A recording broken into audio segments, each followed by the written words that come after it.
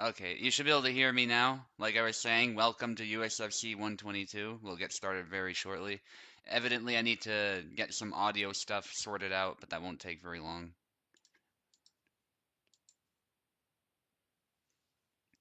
Okay, that should come through my headphones, and where's the browser? Here we are. That comes through the speaker, excellent. Alright, we're ready to go now. I'll just get into the voice chat so you guys can actually hear me while you're playing, and you don't have to have like the stream in the background and whatnot. Just double checking the chat. In Discord as well. Oh, they changed the way the stage looks, it looks like. That's kind of interesting. No, I don't want to start that. Just call it USFC 122.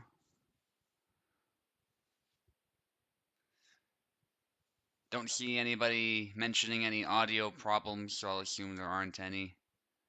We got a pretty nice turnout actually, and I put the matchups up and the announcements as usual. If anyone wants to commentate with me, feel free as well. We'll be using my host on Parsec, but if anyone has a good European host for European fights, I'm open to giving that a try as well. But we're starting with a North American fight, and a very important one, because I'm going to be fighting Pekola to start us off. And right now, Pekola and I are fighting for a chance to fight against Oakenlix. The winner will have three victories, and Lotto Trip and Maestro will also be fighting for that contendership. So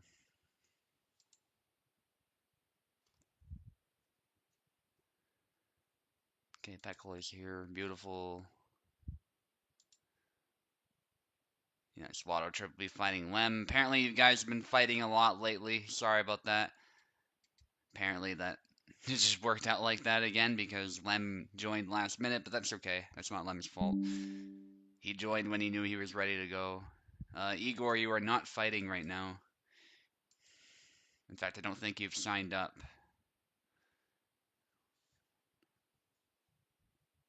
But all the same, if you want to participate, we can probably work something out. That's not a problem. Okay, Pekola is here. Let me just close stuff that I don't need. And we'll get going.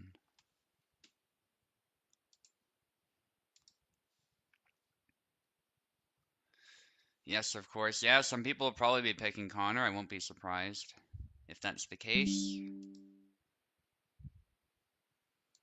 Hope you guys like the whole red corner, blue corner thing I have going on. I feel like the text is probably a little off center still. I did my best. I don't know how you like center it properly, but that's okay. Let me adjust the names too, because it's not just me fighting. And the sides, I kind of randomized them, so like Pekola, you're getting the left.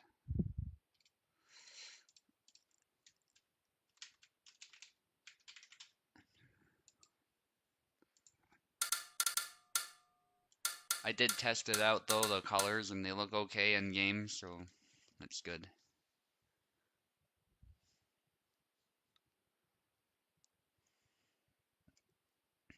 Okay, Pekola left side, beautiful. I'm gonna give Barabash a try, but I might use Connor later if I feel like it. In hindsight, maybe Alexander better pick, but I was gonna go Barabash immediately, so I'm not gonna deviate from that. We'll see how it goes. I haven't really tried this very much. Alright, I'm probably not gonna be commentating that much in the middle of this.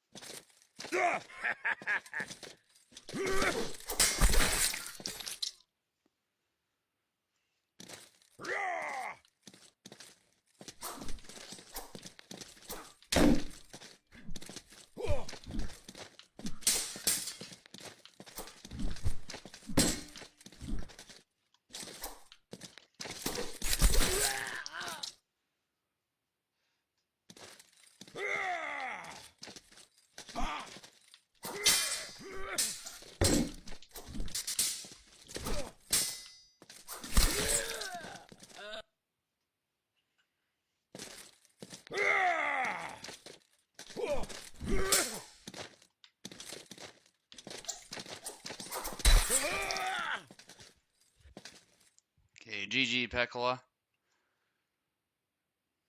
Nice first round to start off. Make no mistake, despite the number of flags, like Pekola was staying in the fight for much longer than I was probably hoping for there. So he did really well.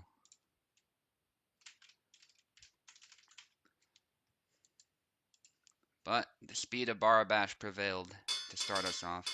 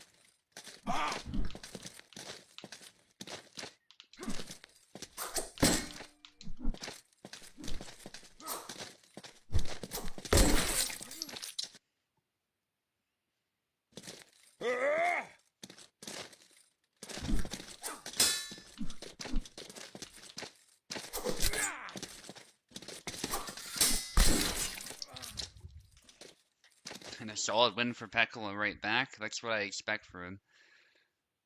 Pekola's a very good player.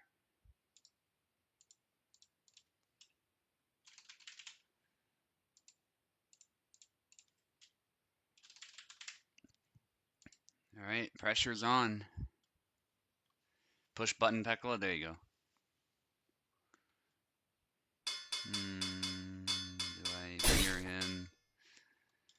Alright, let's try it. I do want to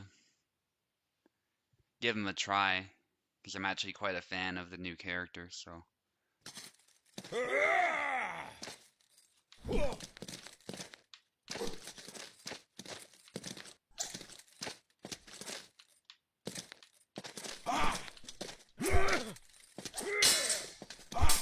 Although I've kind of forgot a lot of what he's capable of, so. We'll see how this goes.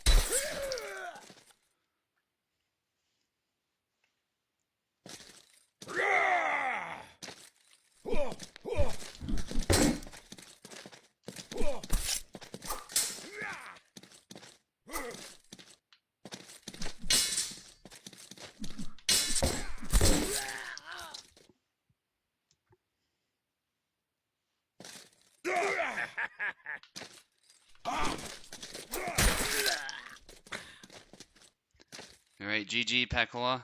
He's a very tactical character, a lot of weaknesses, but he definitely has some strengths as well. You gotta play him very carefully.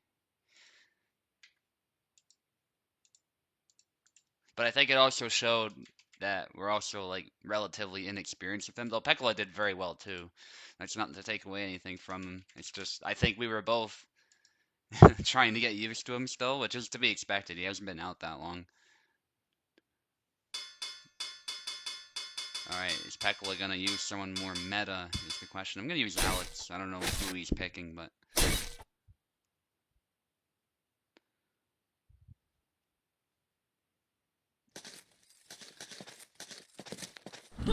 honestly, I love it. Yeah, going low is kind of stupid, wasn't it?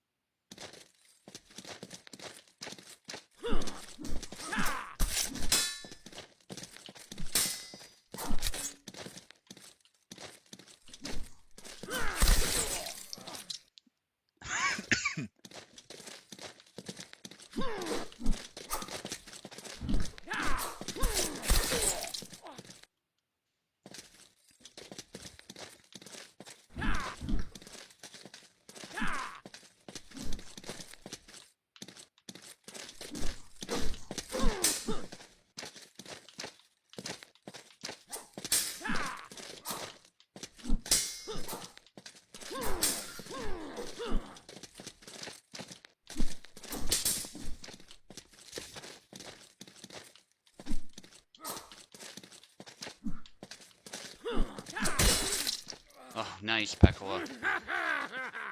That little stab killed me in one hit. Nicely done. Alright, so that's 2-2.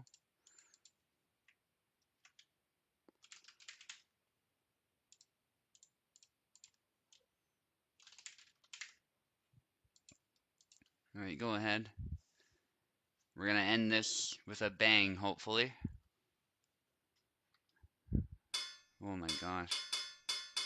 Okay. Barabash. There's no one else I feel confident enough using. Zera, oh my gosh. His Zera's terrifying too. Okay, let's do this.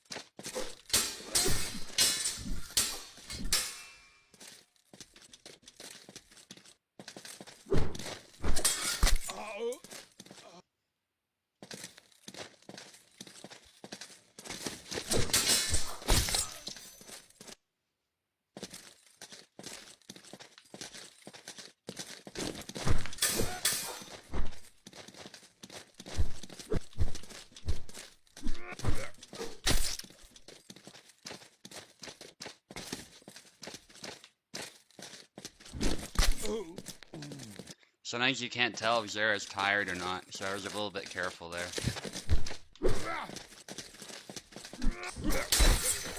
Oh shit.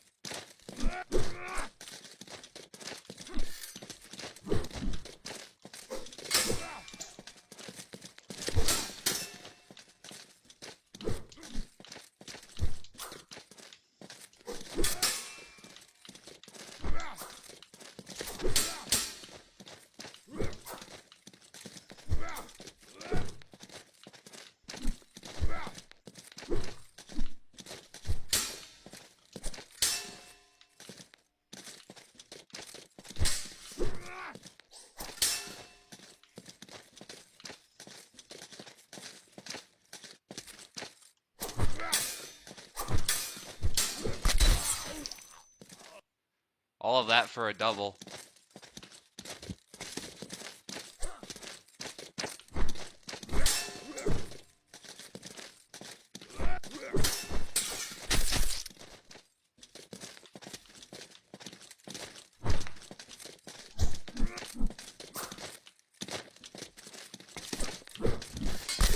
Oh my god, Pekola, GG.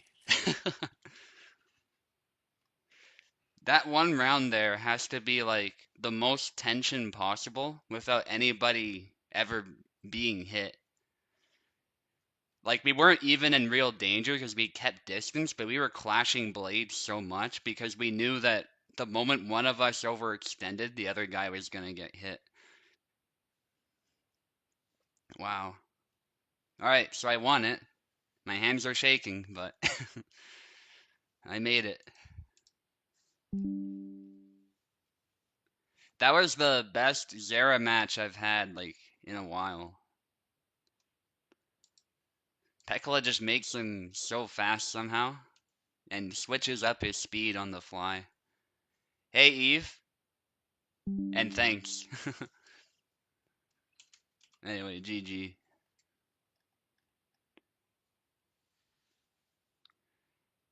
Okay, let me double check who's up next. Jihadi versus Platypi. Excellent, Jihadi's here already.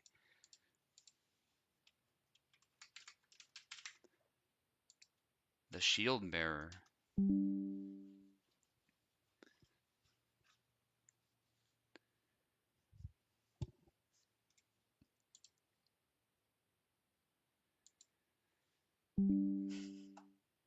Yeah, that part where we were just fainting constantly has to be my favorite part of the whole fight. Okay, Jihadi's here, Platypi's here, and just to double check, yes, Jihadi will be on the left.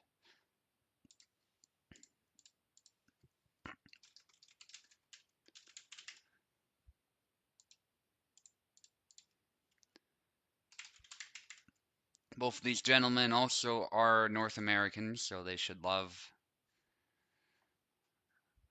a good time on my host. We hit blade entire time, that's why we don't lose much stamina. Exactly, yeah, so we were able to like keep going. Even when it looked like our stamina was going a little bit low, because we're both experienced. Also, let me just make sure that slow-mo is disabled. Or the delay, whatever that is, just in case. It should just be for AI, it shouldn't apply to players, but still, you never know. I didn't notice it, certainly, so I think everything's fine, but gonna take a precaution all the same.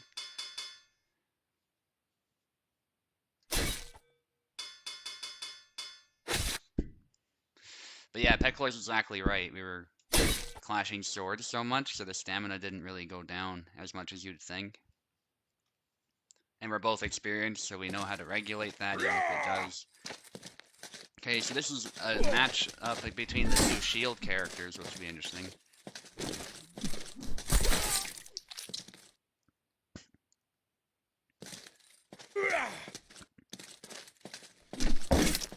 Go slow, that's a good idea. Platypi with 2 kills.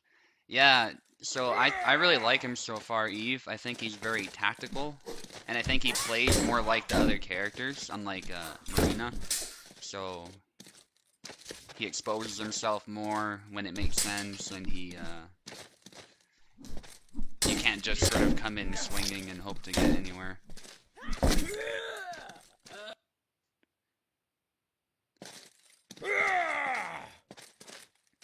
But Platypi seems to know something, because he goes straight for the leg, and from then on, there's not much Jihadi can do. I still stand by that Marina is not overpowered, of course, but I do think she's way more one-dimensional than all the other characters, both to fight and to play, so...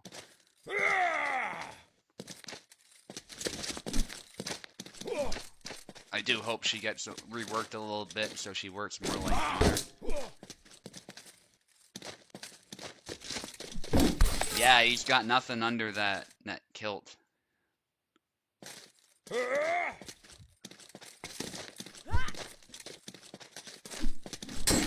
to stab her head. And you can see there another weakness Connor has. If you beat that blade, he gets knocked forward pretty far. I think because the blade is a little bit heavy. So that's another big weakness he has, especially against long swords and those types of weapons.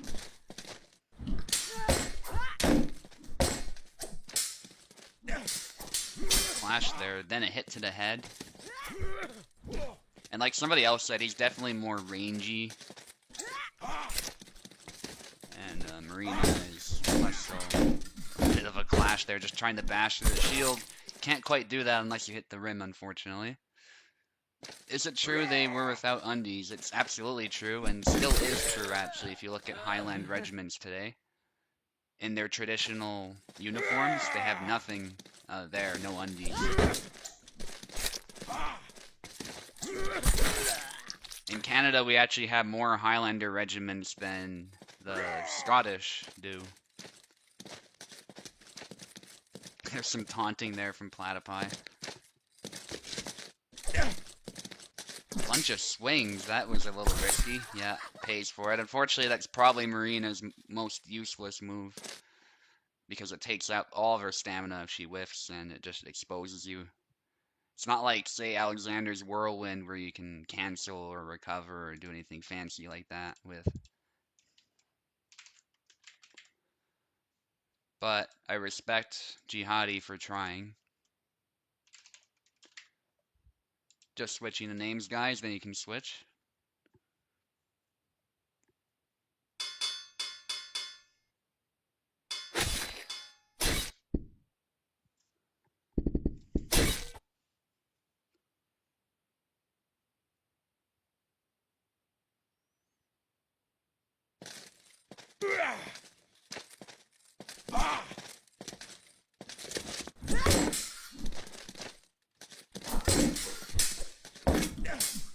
Okay, same characters.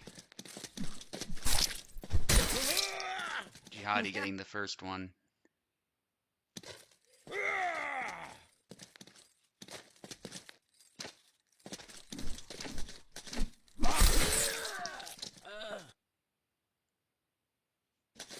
The nice thing about the Highlander, by the way, Eve, is he also has multiple guard positions, so not just long guard. He actually has a low guard and a high guard.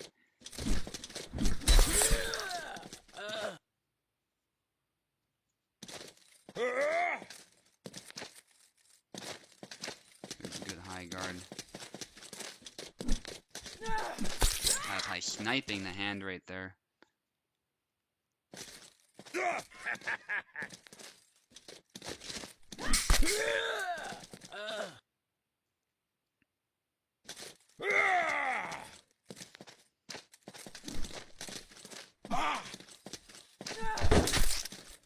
Good striking under the shield there.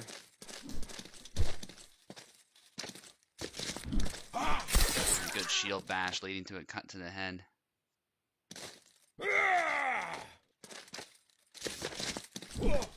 Another push. Yeah, that's how you fight Marina. You actually don't want to fight Connor that way, though. You want to fight Connor more normally. That's one of the big differences between them. And that's essentially the kind of thing you can do against Marina. You can just bully her up close, and there's not much she can do.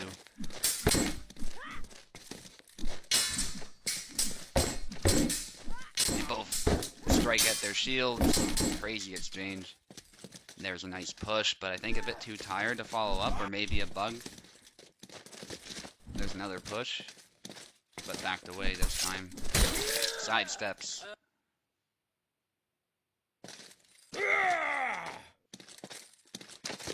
Oh, definitely, yeah. Which is much more beatable than, particularly Yazlik was. At least Yazlik was a monster. That is what an OP character looks like. But it was weird, because Yazlik was also, I think anyway, a bit less fun to play than he is now. Funny how that works. Snap cut to the head.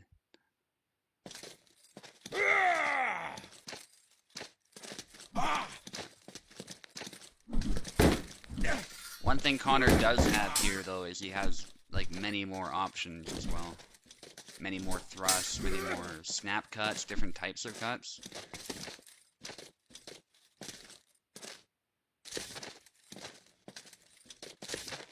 High guard, low guard. Tries to go around with that false edge cut, but he's very vulnerable to being blade beaten, which I think is what we saw happen just now.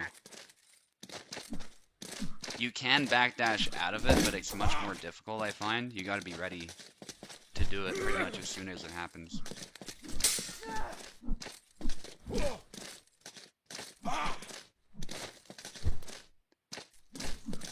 Trying to poke. Then Jihadi just goes right in. Jihadi needing one more to even out this match. Push. Then a cut to the head. Nicely done from Platypi. The one danger of just dashing in the push, of course, is a good Marina player can probably sidestep you, but yeah, Platypi just calls out the fact that Jihadi was turtling up a little bit towards the end, and that's another win for him.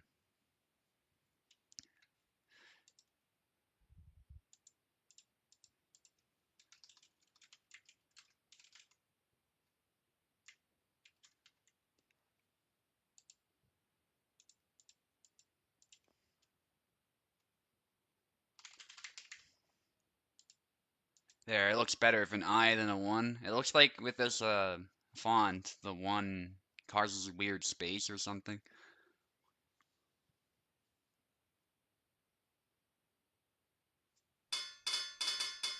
That, or I put in a weird space, that's also possible, but oh well.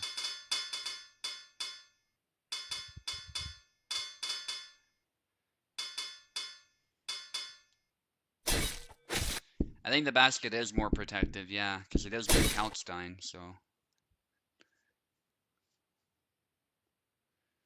And I've noticed some of the Saber Guards too, they have protective properties that the longswords don't have. Not sure what Jihadi was doing there, he was kind of walking forward. Alright, he's good to go. I hope that wasn't lag or something, but Platypi going with Marta, which is very brave against Marina, I have to say, but he knows exactly what he needs to do.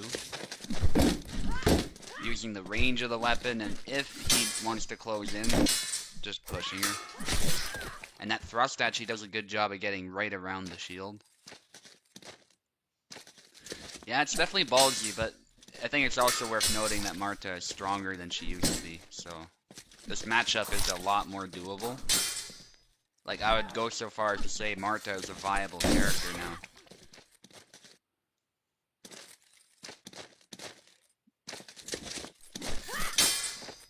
Unlike Marie, sadly. Marie is still questionable.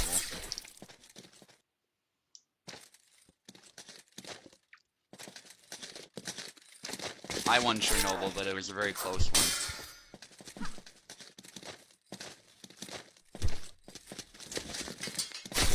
What is it, Lotto? Oh, yeah, you guys are just saying I won. It's probably a little delayed. Yeah. Yeah, that makes sense.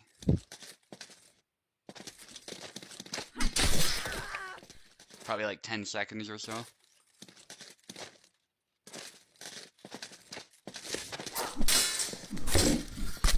Yeah, so Chernobyl is that the data miner is here now.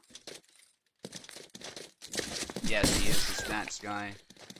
Back why I literally look at the chat for a little bit, and then Platypi has found some way to win. Fortunately, I wasn't paying a whole lot of attention to that because of the chat. Sorry about that, guys. But Platypi obviously knows how to fight Marina, and actually did way better with Marta than he did with Connor. So that's an interesting observation. I wouldn't have expected that.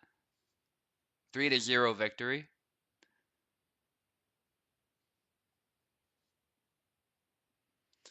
All right. Who's up next? We've got Piper against Plebeian. Plebeian, of course, an up-and-coming Saber master, I would say. His Barabash is just on fire lately.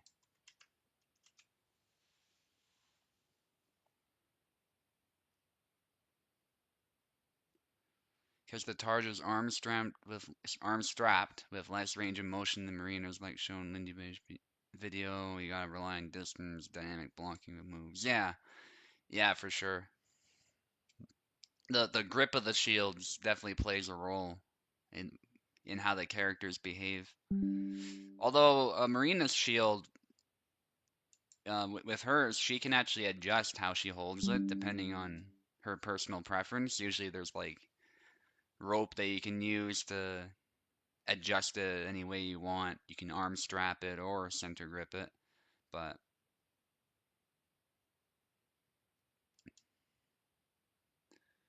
okay, I got a friend request. It's from Roderick. Excellent. Yeah, it's actually helpful, by the way, to send a friend request my way. It makes it easier to join my parsec. That way you don't even need a link. You can just go into parsec and click my computer, and you can just connect that way.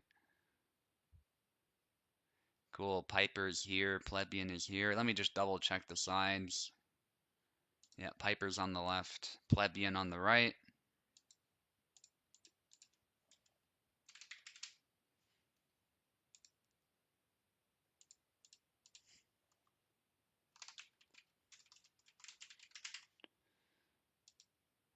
Alright.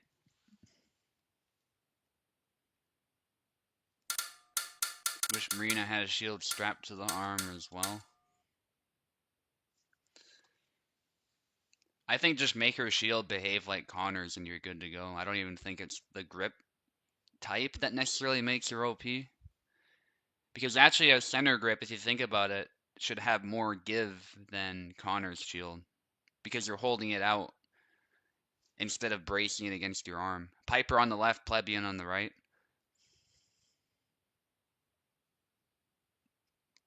So I think she just needs shield visits, edits, and stuff like that. Just reworks like that.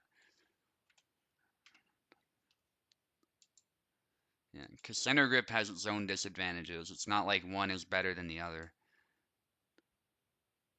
Okay. They're both here, so let's try that again.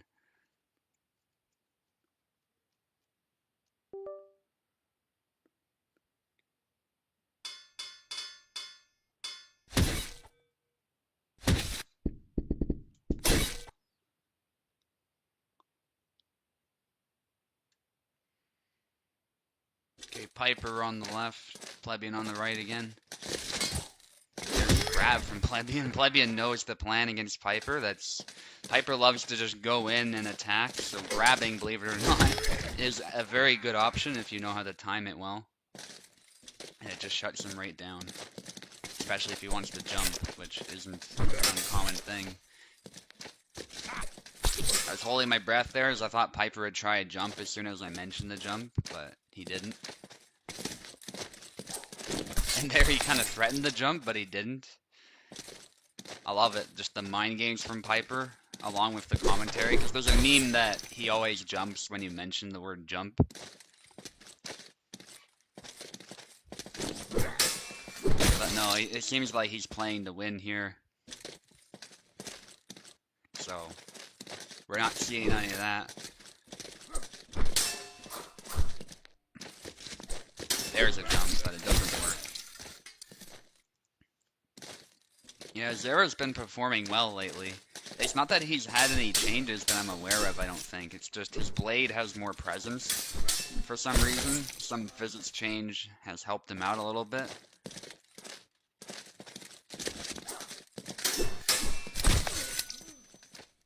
And I mean, already Plebeian just won. Like, just shut Piper down completely, which is what you want to do.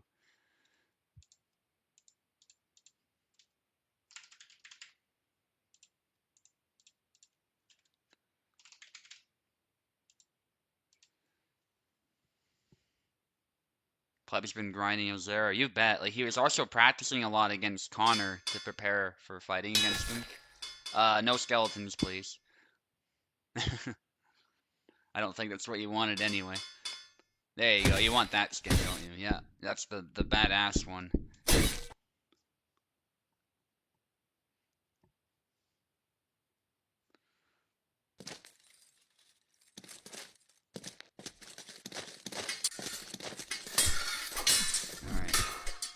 Little punch there, then a cut from Piper.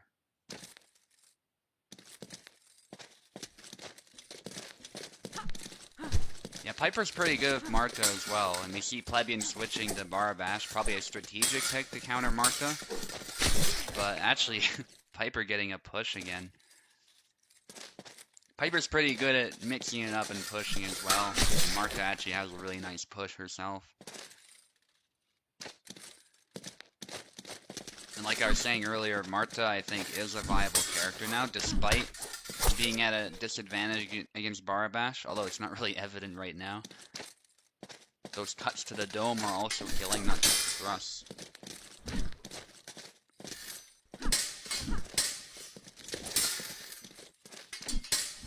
Trying to sidestep. Yeah, that's what I do. I just spam those sidestep stabs. I call it vulgar destreza. I like seeing that from Piper. Piper coming around the other way, a cut into thrust, and Plebeian is just not sure what to do here. Marta proving to be a force in this fight. Bunch of thrusts, long guard, but a push interrupts his thrust. Then there's another cut to the head, that punch to cut combo. I mean, people were saying Marta's damage needs to be buffed with the cutting, and I disagree. Because already we're seeing, like, that cut one-shots. So, she's using a rapier, so I don't think she needs more cutting damage than she has.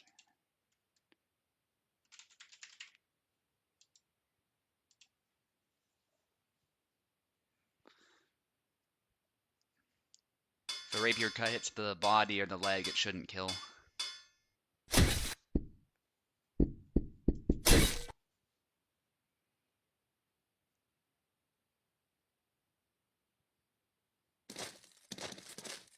But that's the thing about Marta as well, is even those cuts that weren't killing, you might have noticed the stun follow-up is still more than good enough to compensate for any lack of damage.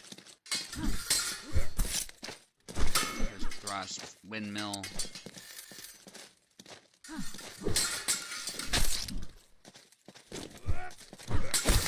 But there's a hit to the head from Plebeian. Zera has more reach, more presence with the blade, so actually Zera might be a little bit better. Depends on how he's played. Thrust was cancelled maybe, I'm not sure what happened. But eventually he gets the stab. Very quick match so far, Plebeian getting a clear advantage. There's a bunch of thrusts there. Zera is vulnerable to those sidesteps. Plebeian's gonna want to use some of Zera's explosive movement as well when that happens. And that 2 rapier bug from Marta is still there, but it doesn't really affect anything. Cut to the head. See, this time it didn't kill, but Marta's still following it up with a stab, and it kills anyway.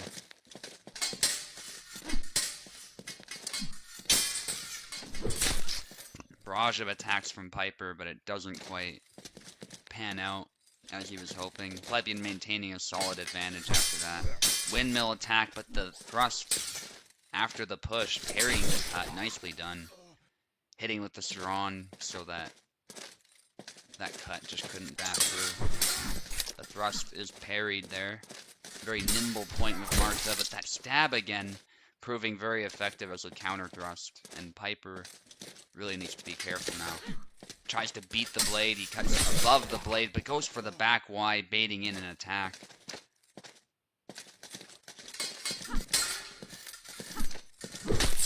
And there's the thrust again from Plebeian. Nicely done, finding a move that works.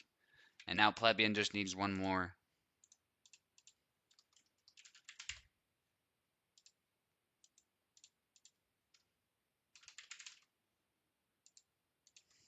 Alright. If Plebeian can finish this here, it'll be his match. Going back to Zera, that's smart.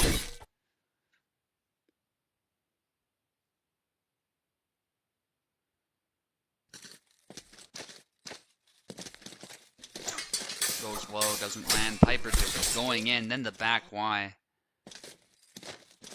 Probably the, I want to say, best characters of these two gentlemen, but Piper was doing pretty well for Marta. So. A little tough to say, certainly today, but Piper is definitely, like, obviously more known for playing Alex. His really aggressive Alex in particular is pretty difficult to deal with. Now earlier, Plebeian was able to shut him down with grabs. He's struggling to find an opportunity to land those now, though. Piper's just going in with cuts. Closing the distance where that saber is more effective, and going for pushes, so he's much more proactive in the pocket than he was the last time they tried this matchup. But there's a grab from Plebeian as well. Piper goes low, but again, there's a wind-up on that. So, good job with Plebeian. Piper going low, but there's another grab. Piper needs to stop throwing those slow cuts, or jumping, whatever he's doing. He's gotta be ready for those. Tries to beat the blade, but he attacked the blade instead of the opponent, and kind of paid for it there. Piper trying to wrap around. There's a push. Piper looking to just end this right now, because they're both...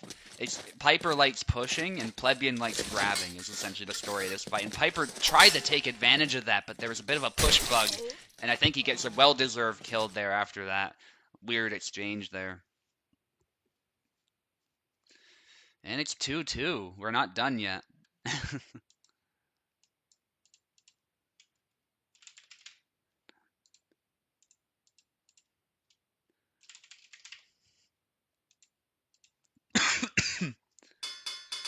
Who did Piper play before Alex? Isabella, I would think, but I don't seem to recall him joining before Alex was in the game. So it might have been both Alex and Isabella from the start, but he definitely did play a lot of Isabella as well. Just like me, actually. That was the funny thing. Like, we both had the same mains at the time. Little known fact that I started with Isabella. I was not always a saber specialist. Little known for those who aren't veterans, anyway. Anyone who's been around for a while is pretty well aware of that, I'm sure.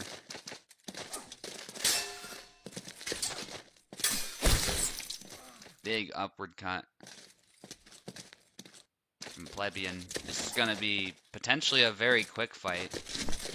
Upcut and the downward cut, but hits the strong of the blade, so does not bypass the guard. Good try from Plebeian, though.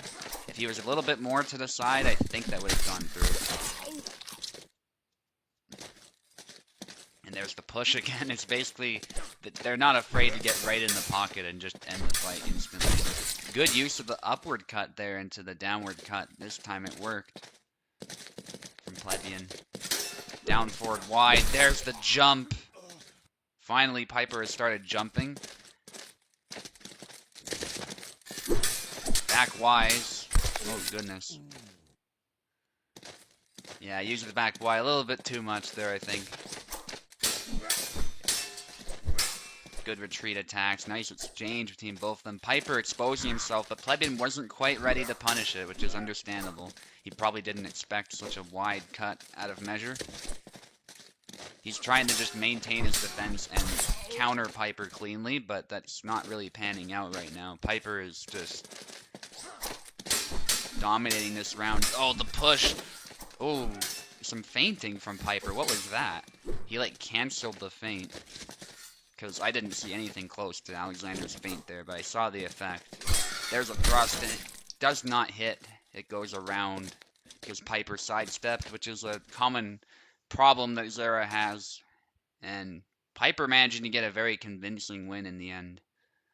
Plebeian just couldn't find the opportunity to land those grabs that were working so well earlier. So Piper managed to win in the end. Okay, Roderick against Info now.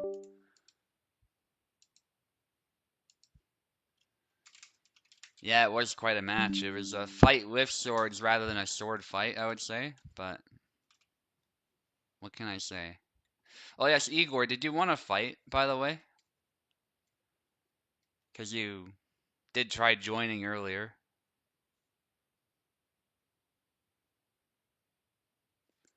Oh, okay, yes you do. Cool, cool. We'll figure something out. We've got a bunch of scheduled fights right now, but like if Lotto Trip wants to fight twice because he was talking about wanting to do that, we can have him fight twice. So we can have him fight you as well. But for now, we'll just do Roderick versus Info. Glad you're enjoying it, by the way.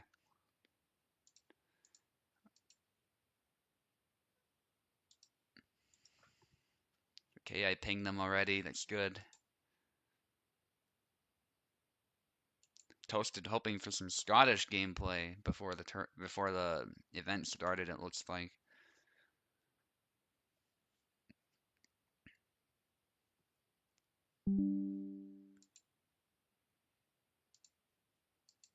Info is here, just waiting for Roderick. I know he's around. Yesterday I got steamrolled. I hope to do better, he says. Yeah, I think you've got it in you, Roderick. You just gotta lock in. You're a very good Saber player in your own right.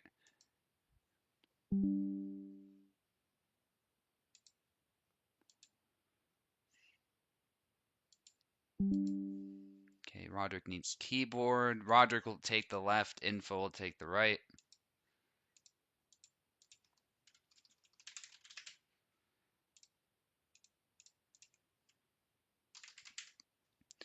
What we can also do, Igor, is if Maestro doesn't show up, we can have you fight his opponent.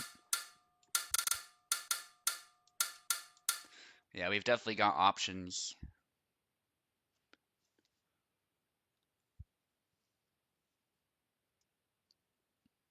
Okay, Roderick left, Info right. Excellent. Who's Info gonna use, I wonder? Marta or Marie? Marta, probably very smart pick there. A Marta from Roderick as well. I said he's a Saber specialist, but he's been playing a little bit of Marta lately. So, there's probably some method to the madness there. Doesn't want to get stabbed to death with Gideon, maybe. Big cut. Another cut. Jesus, Info just... That's just murder, is what that is. Just going in with a bunch of cuts, and then stab.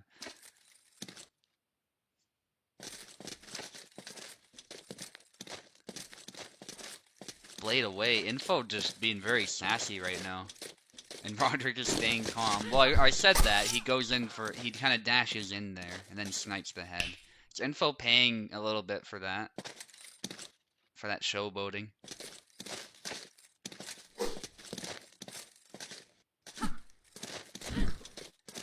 Okay, they're both kind of feeling each other out here. They don't want to overextend too much. Info, however, securing another flag.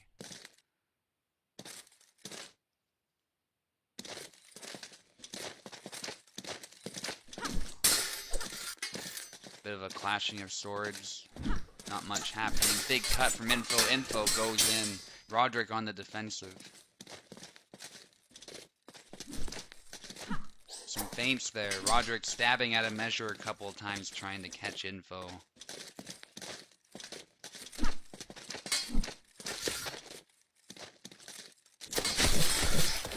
And there's a double.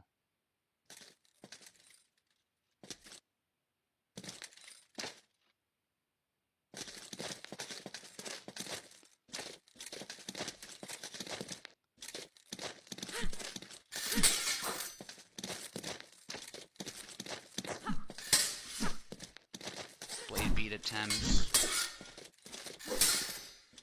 Nobody's able to get through as they circle each other. Bunch of stabs. Inquartada attempt there. Roderick actually backing away after landing a hit. Perhaps didn't expect that to land. Blade beat. And there's a kill for Roderick, making this even.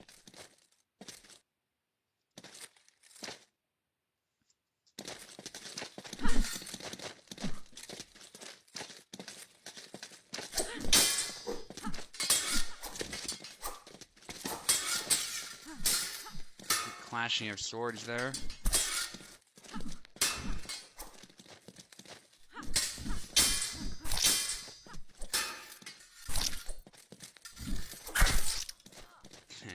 kill from Roderick.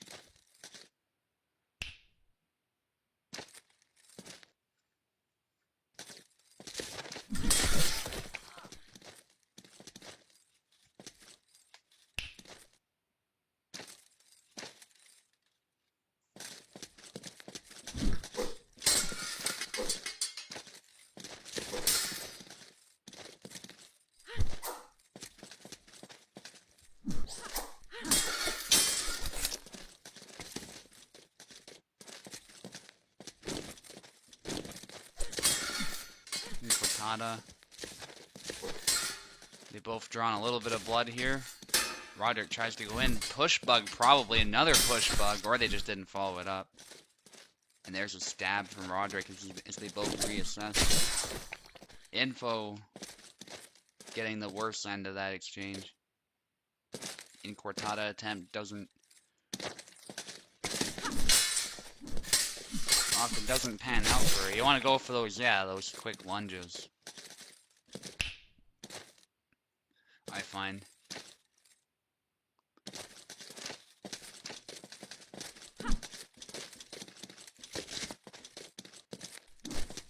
In Cortada.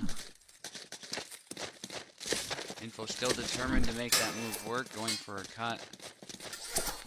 Sidestep attempt from both. And Info doing the blade away thing again, then tries to shoot in, parries the cut, a stab right into Roderick's body, but no kill. Spamming long guard. Info just really taunting her opponent here, and gets run through the head there, that's nasty.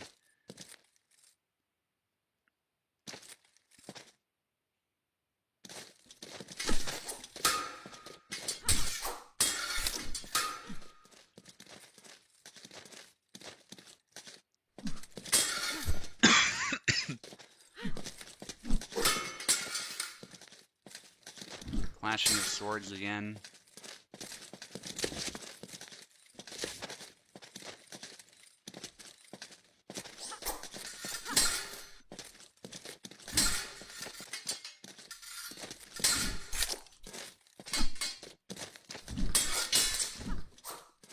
There's a nice poke to the arm from Info, but Info getting tired, it looks like. Roderick looking to exploit that. Goes for a grab, gets poked a little bit. And then stabbed right through the gut there. Into the liver or some intestines or something like that.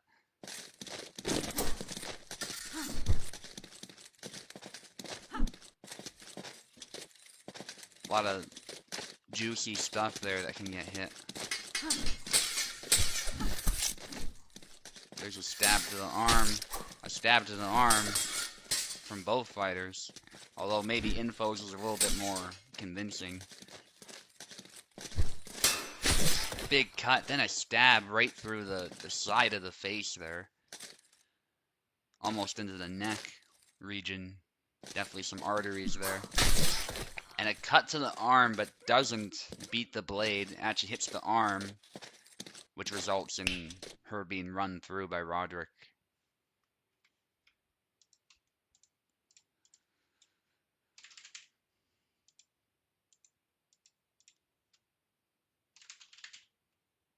Okay, switch sides.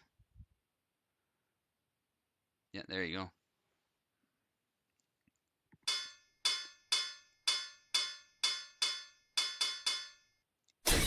Gonna see a Marton Marine now, which is interesting.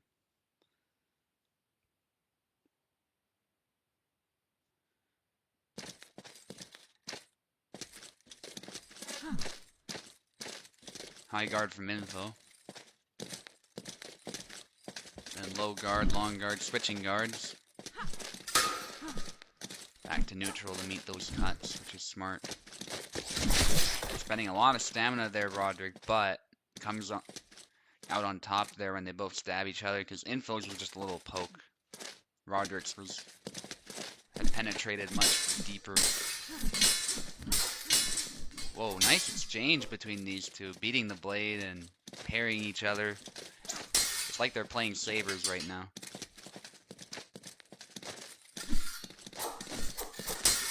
Big cut to the arm, actually. I thought that was to the boobs, but that looked like, I mean, the game thinks it hit the arm, so either way, that would certainly hurt a lot, I would assume. Can't say I know from experience. Run through the body there.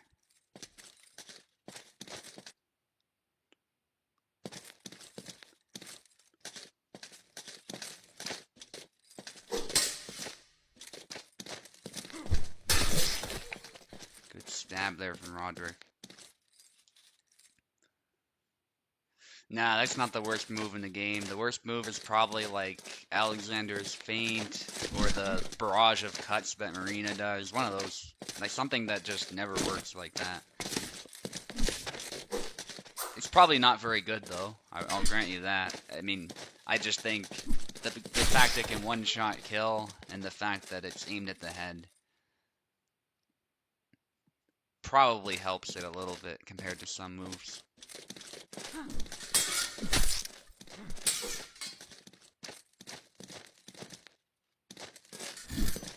Still, that doesn't take anything away from info. That was absolutely well done.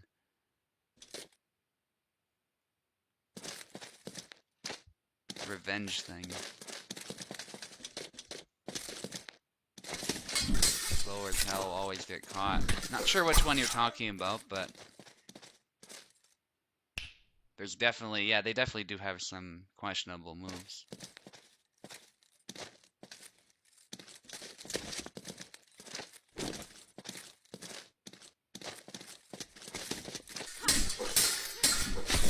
In Cortada, nicely done from info. This time getting it to work with Marie.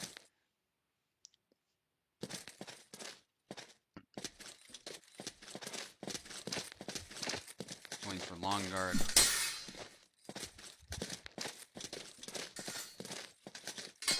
Very tactical fight here. They're not going too fast. They're assessing each other and adjusting as they go.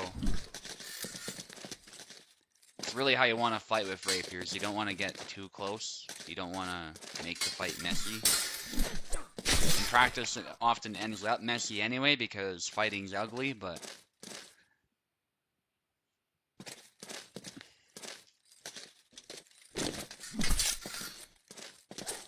push attempt doesn't land. Info blade away again. Jeez, taunting Roderick a lot. But Roderick doesn't seem to care. Oh, actually, I take that back. He goes for a blade away as well. So we're seeing two blade aways as they taunt each other out of measure, trying to provoke the other for going into an attack. Some long guard spam too from Roderick. Thrust attempt cut. No kill. Those thrusts do not reach Marie, so info stays in it. And now some long guard spam after all of that. In this context, it's taunting. I don't think it's supposed to be I'm ready to go. Which is the other way people use that, of course. Some taunting. You gotta be careful though, that wastes some stamina actually. There's a nice taunt after dashing in. Gets the blade beat though. Info's gonna want to be careful with that. More taunting.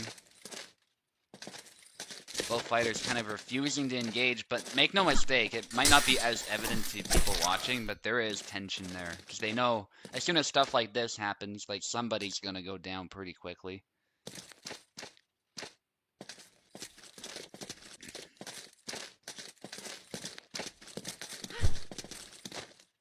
Roderick hoping to win this so that he's got a 2-point lead.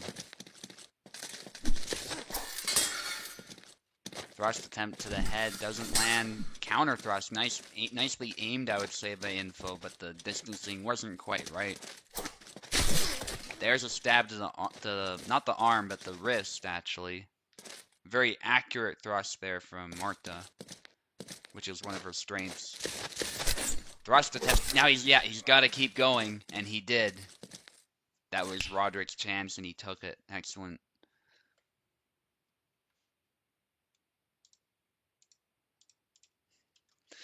That is how you play Marta. You get blood, you gotta keep draining more from your opponent. You cannot stop stabbing or cutting. You're a sewing machine of death.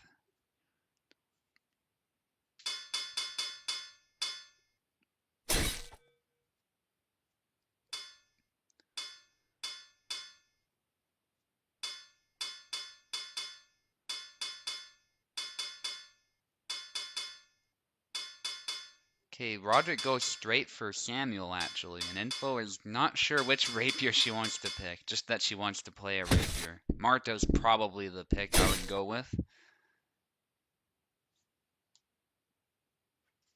Sewing machine of death is hella accurate. Yeah, especially if you see like some of the crazy shit Marta can do to people.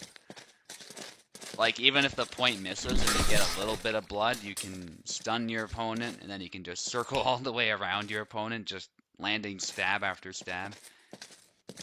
Like it's a lightsaber or something. Sion wants Info to pick Connor, but the YouTube delay means, at least for this round, assuming Info loses, she will not get a chance to do that.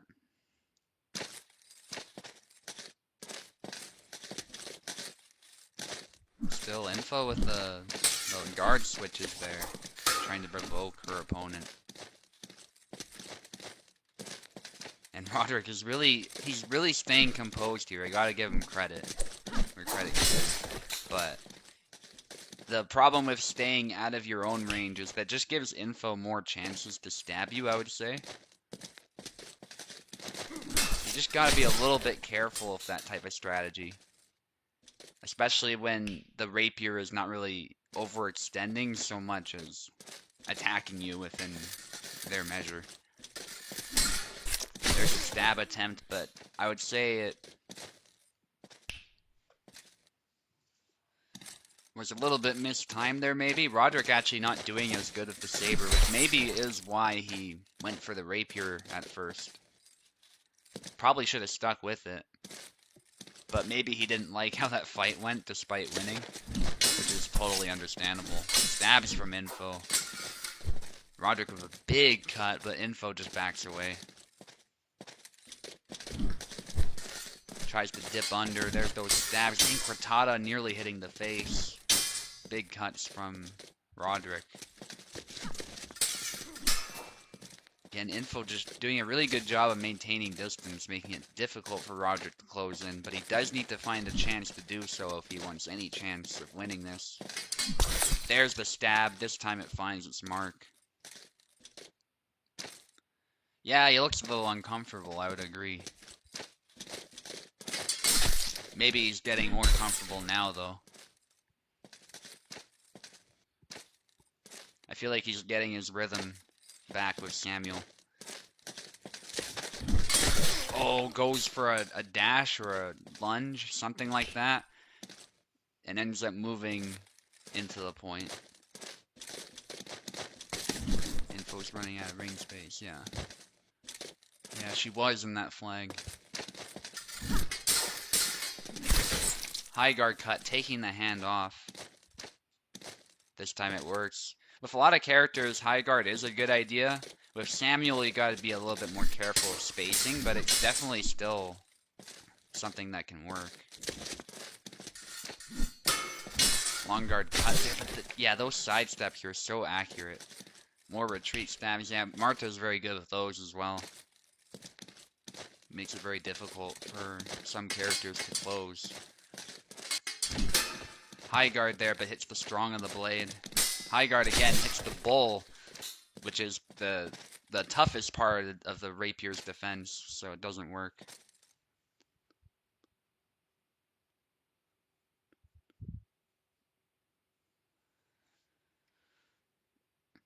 And that puts Info on the scoreboard.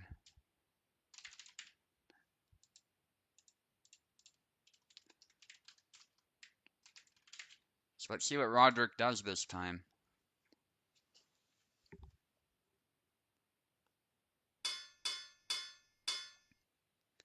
Tarnowski. Connor. Connor it is. With the blue skin too, which is probably my favorite. Both skins are good, but I think blue looks a little nicer. So that's Connor from Info, as Siant suggested.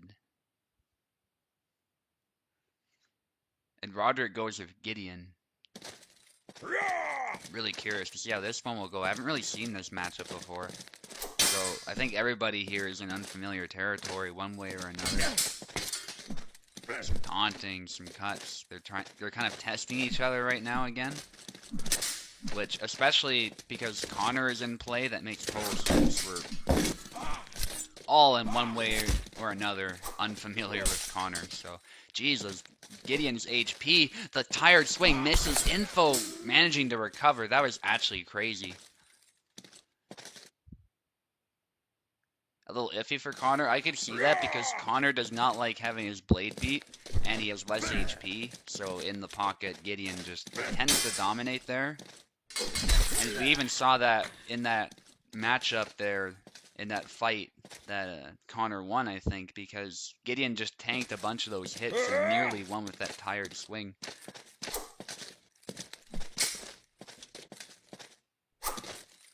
So the advantage there is definitely pretty clear. Goes for a thrust. Blade beat actually from Connor, and that reach is able to help him out there. Nicely done from Info. She's doing pretty well with Connor so far. You can apply rapier tactics to him as well. You don't have to use him like a saber or a broadsword per se. Gideon has a lot of attacks to go around the shield. Yeah, definitely.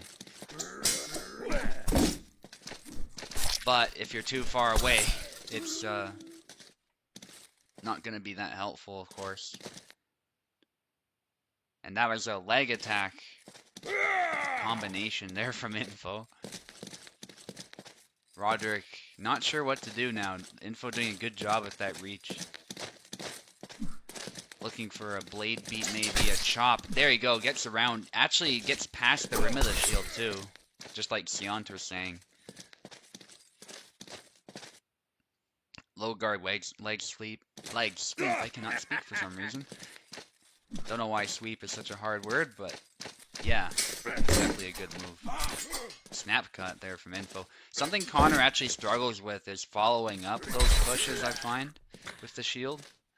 He can do it, don't get me wrong, but there's no guarantee he'll get a kill.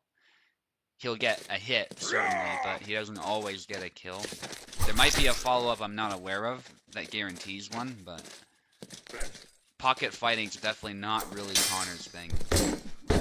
Oh, wrong follow-up there from Roderick, I think. Just needed to pick the correct one to secure that kill. But he gets a well-deserved kill in the end. Covers his head while going low, for sure. Yeah. Yeah, something I've noticed with Connor is a lot of his B cuts are actually pretty viable. That's not unheard of. There's characters like Gideon actually and Barabash who have good ones as well. But I would say for most characters, like the principal cut is the Y cut. With Connor, it's a little bit more questionable. It's not that his Y cuts are bad, it's just that some of them are situational. So you definitely want to use as many of those angles as possible. I think Roderick's getting his timing now. So now the disadvantages that Connor has are much more evident. Too much long guard? Yeah, probably.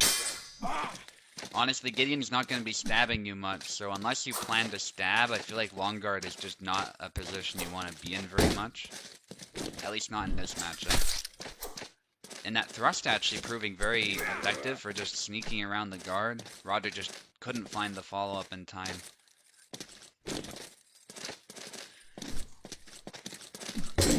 Big cuts there, forcing Info back. You can see Info didn't really want to challenge those, for good reason. The upcut coming in really fast. Going low, thrust there. Roderick needing to watch his stamina. Big X cut there. read wasn't very good with the upcut. Yeah, the upcut comes in so fast and it gets right under the shield. And Roderick needs one more. Big cut. There's a push bug. Unfortunately for info. Chop there doesn't land. But honestly, again, like I said, Connor struggles to follow up those pushes. So even without the bug, I don't think it would have killed. I think it would have just drawn some blood and they would have fought on. So Roderick managing to take it in the end. GG to both of you. So now we're done all of the main fights except for Lem, Lotto Trip, and Apostle and Maestro. These fights are kind of up in the air because we're not sure who's here, who isn't. So I'm gonna double check that Maestro isn't around.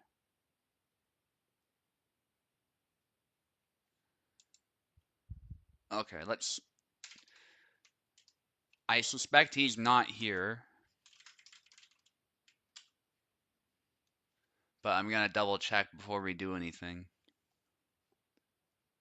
Yeah, Lem, I know you're here. Don't worry about that. Yeah. Lotto Trip should be here, and Apostle's definitely here. So I think if Maestro's not around, we'll have Igor fight Apostle. And then we'll have Lotto Trip do his fight. And if Lotto Trip wins and Maestro shows up or whatever, we can have them fight. We can find some way to contend for the champion matchup or whatever.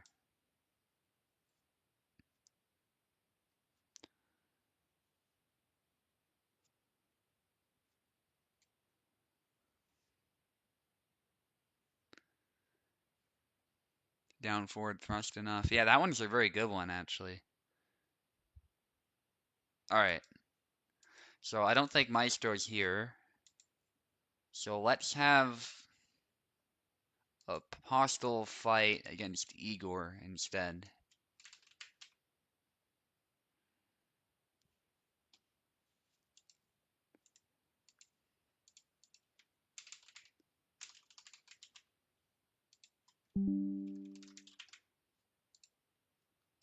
Excellent, Igor's joining. He was very eager earlier, so that's good to see.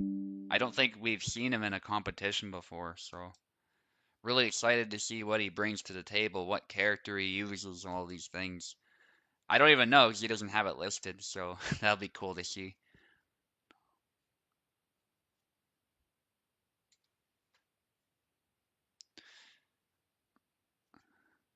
Lem wishing him good luck.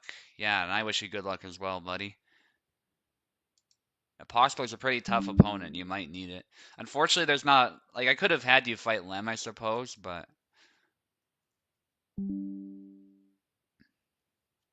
But Lem's not exactly an easy opponent either, so...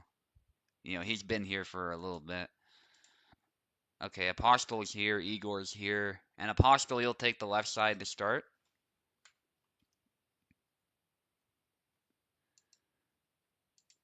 Yeah, that was a little bit of an accidental one. That totally wasn't intentional.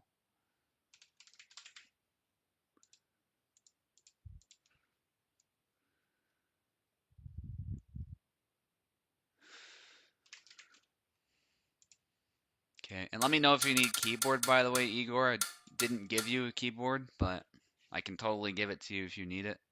It's not a problem. Apostle on the left, Igor on the right.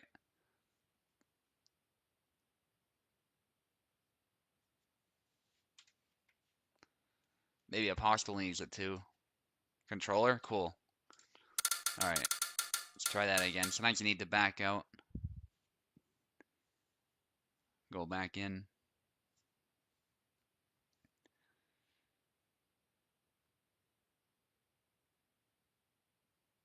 Something from low guard that I really like from Connor as well is that false edge cut.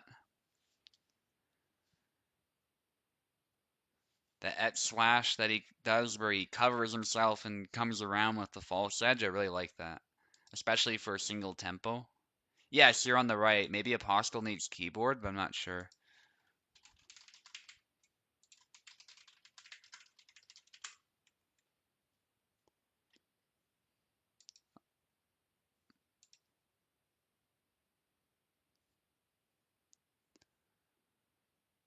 Controller isn't working. Okay.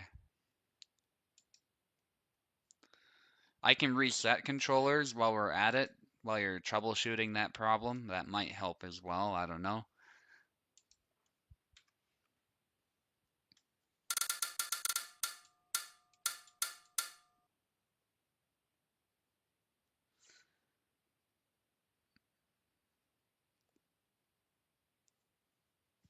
If that doesn't work, you can also try reconnecting. But it does sound like it might be your setup.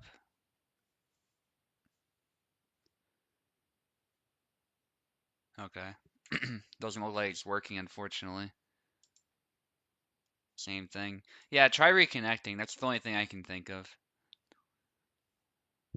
Because everyone else was able to make it work, so I don't know. Could be Parsec being stupid. Who knows? Gave you another link.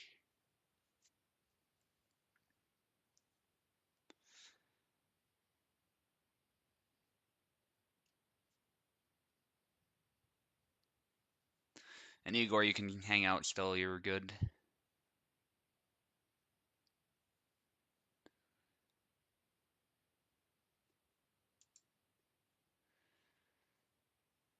If Apostle isn't able to get his setup to work, we can skip him for the moment and have Igor fight Lem or Lotto.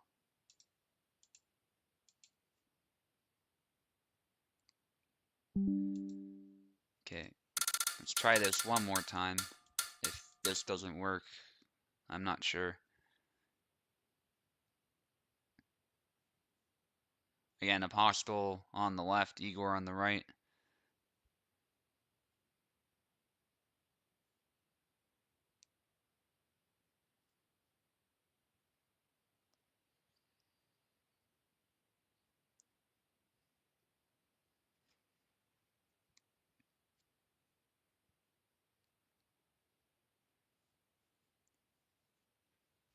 Yeah, it doesn't look like it's working. Give you a keyboard? Yeah, I'll try that if you're willing to play there.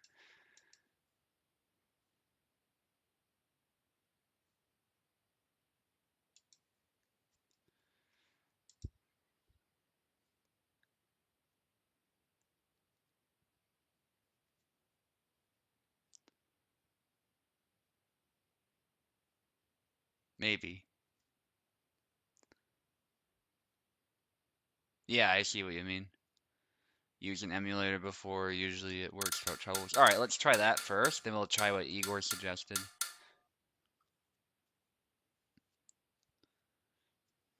Yeah, it could be any number of things going on. Okay, it looks like Apostle was able to select. And Apostle, just long guard when you're ready to go. Just so that we know you're good to fight. That's Calc against Isabella, which is pretty cool matchup right there. Not one we see often. Okay. Looks like Apostle might be good to go. Yeah, he's moving forward, so Igor, you may fight him whenever you're ready. He's long guarding too, so that's a good sign. Yeah, he's ready to go. Goes for the upcut there to get around, but Igor punishing that instantly. Getting the first flag of the match. Goes for a thrust, blocking the incoming snap cut. Which is often what that position does for you there when you raise the sword like that. Upcut and a downward cut, landing a hit. Isabella's advantage here is definitely speed. Calc has more angles though, and more reach.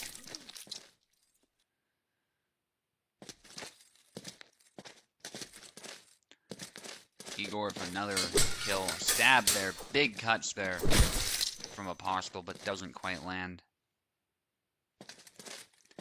That's 3 flags so far for Igor. Very well done with Isabella. Upcut there, getting past the basket and hitting the body. So far, flawless from Igor. Definitely seems to understand the character he's playing. high guard there, doesn't quite land. Good exchange. Ooh, that was very close. A stab to the body, but no kill for Igor. Gets hit in the head by Calc with one of those powerful slashes. But Stiavona also hits pretty hard. Upcut. And then a counter thrust. That was actually well landed by Apostle. And then the ranging there was just in his favor. Because Calc is taller and he can sort of extend his sword out, he actually often does have more reach than Isabella does. Despite Isabella having a bigger sword.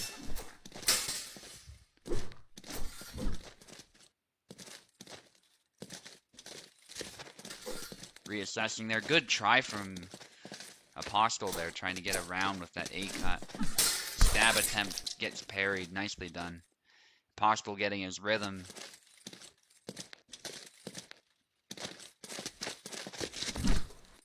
Sidestep attempt from Igor, a bit too far. Probably hoping his opponent will move in. Good series of cuts there from Apostle, but ends up getting too close.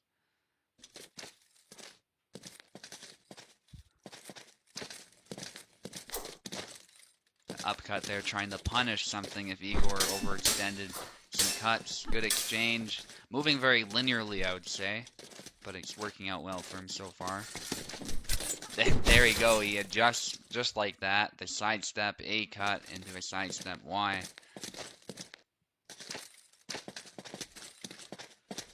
Apostle also moving kind of linearly, but I get why he's doing it, because if he moves a bit to the side, Isabella's often much faster. Thrust attempt, but that doesn't land. Good job retreating there from Igor, but gets stabbed in the heart.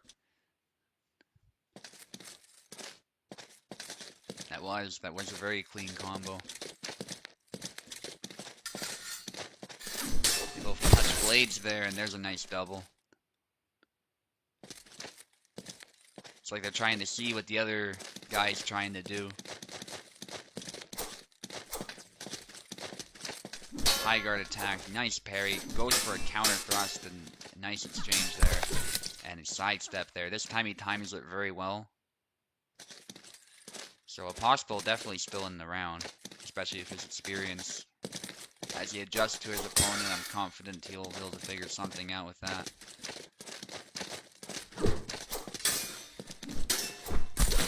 And there's the upcut. Beautiful single tempo action there.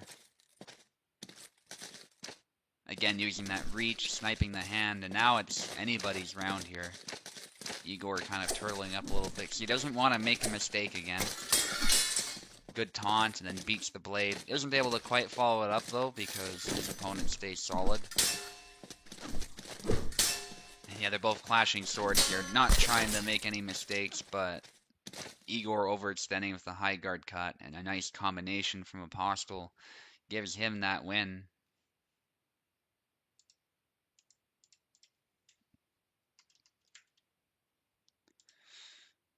Oh, I misspelled Igor.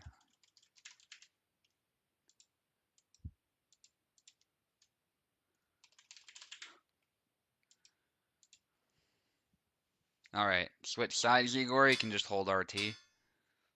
Or Apostle, I think, needs to. Or was it Igor? Anyway. I'm confusing myself here. Yeah, it was Igor for sure. Okay. Igor was on the right.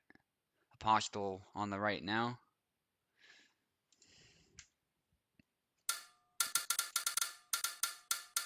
Something probably happened, but that's okay.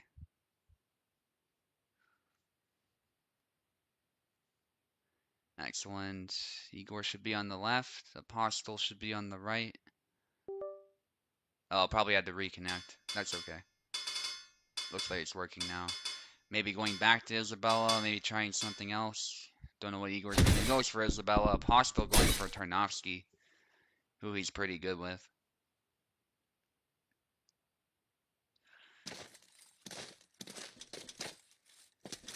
And as for you, Lem, by the way, I think we might give Igor a chance to fight you as well. But I'm not sure. I'm thinking Lotto Trip's gotta somehow fight for that third win so that he can qualify potentially.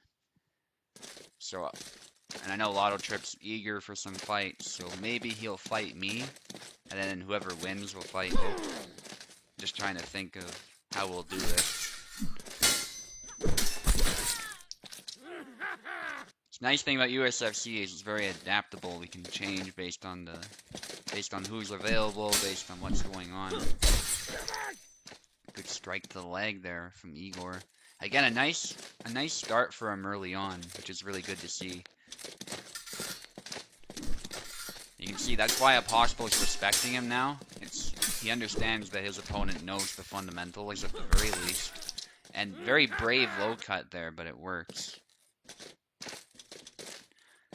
It's a very nice weapon that Tarnowski has.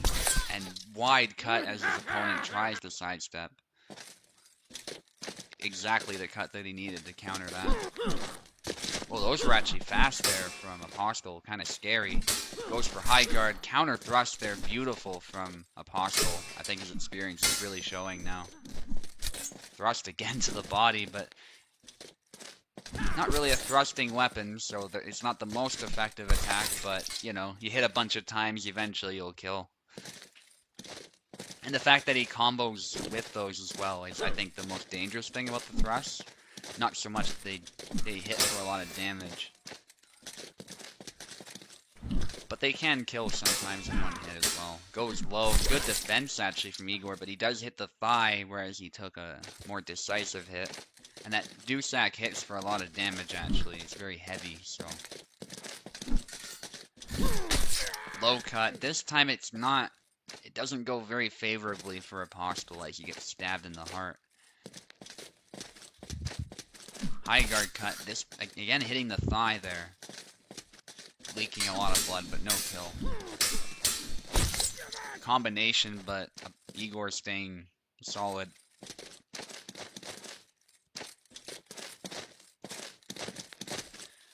And if nothing else, that's what Igor needs to do. Just stay solid and find those moments, obviously, to turn the tables. But if he keeps his fundamentals solid, he will be a tougher opponent than Apostle might be expecting.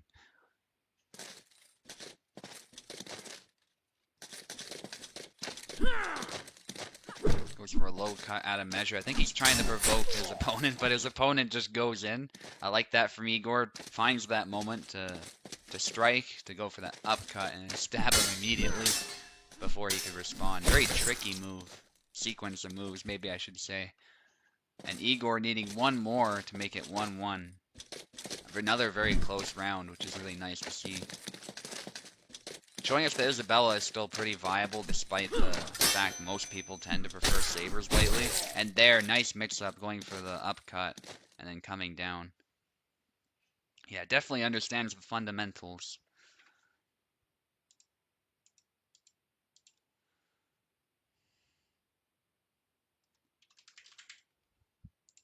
Okay, Igor on the right now, Apostle on the left. Yeah, make sure you switch sides. Good.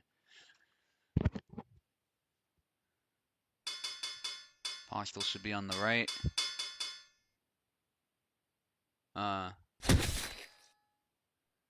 Unlock that skin in single player mode.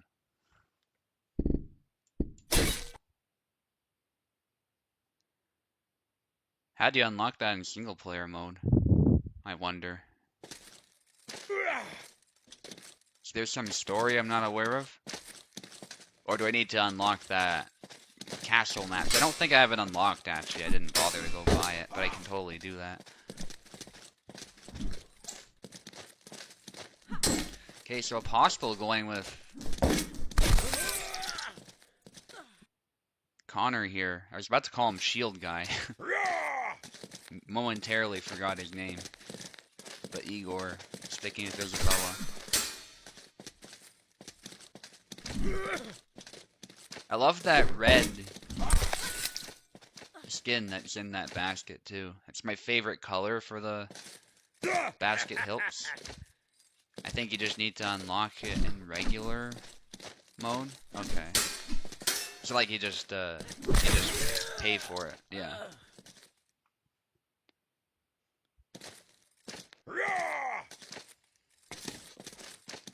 I'll check it out after this. I don't think that skin is that important anyway. Big cut there.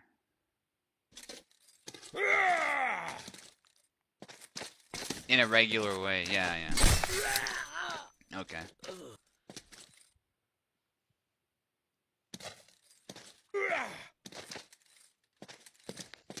So this matchup, I don't really have an idea of who has the advantage against who. I just know the longsword is actually sometimes quite difficult for Connor to block. Certain advantage against longswords. Yeah, two weapons in general, not just shields, can have an advantage. But I wouldn't say they have the advantage, if that makes sense.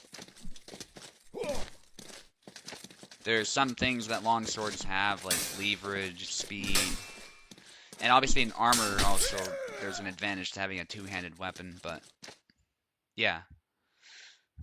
You're not wrong about that. There's definitely an advantage to having two weapons, especially if it's a shield, but especially Zera is finding he has an easy time beating the blade and beating the shield in this game. Nice grab there. And that's another actually disadvantage of having a shield. You're not terribly good at grabbing. That was nicely done there from Igor. I'm very surprised he landed that. Someone who's relatively new to the game. If I say new, I mean it's pretty clear he knows how to play the game. But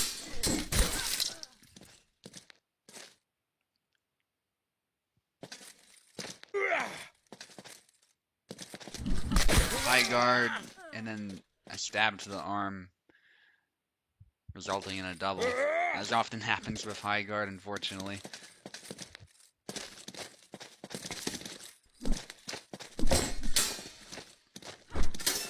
Goes for the X splash.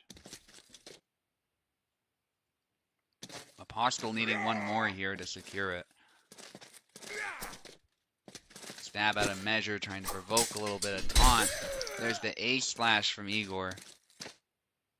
Has Igor played with us before? No, it's his first time.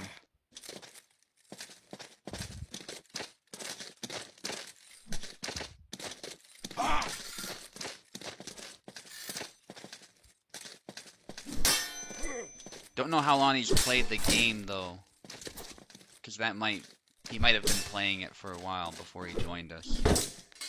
Counter thrust there, doesn't land. That was actually kind of cool. Igor just being patient. High guard's cut there. There's a nice punch with the shield. It wasn't actually a push, it was a punch. I feel like Connor's punches are more effective than his pushes.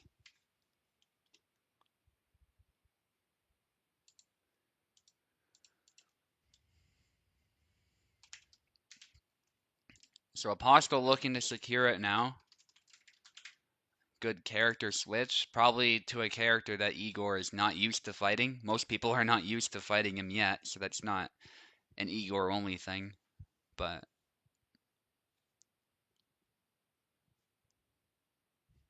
Plebeian says, myself and Igor have done a lot of sparring the past 2 days. We fought AI for a few months beforehand. Okay, so he's got like PvP experience, right? Probably more practice than a lot of novices have going into their first tournament, from what it sounds like. So you've been giving him the quest treatment, I take it. So you've just been kicking his ass for a bunch of days until he got better. Am I in the right ballpark there, Plebeian?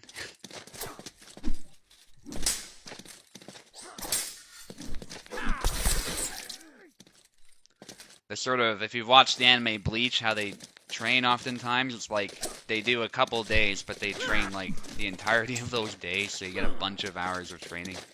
Because they're superhuman, they're not human, so yeah.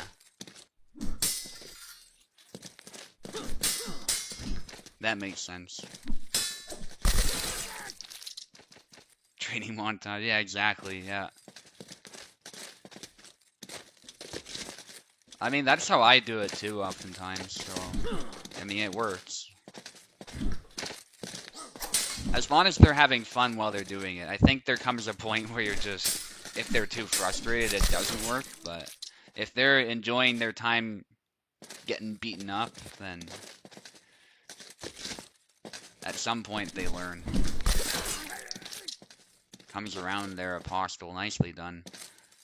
That sidestep Y is a little bit underrated. I don't use it enough myself with Barabash. Igor with the I almost called him Apostle because Apostle often plays Tarnowski, but with the Tarnowski.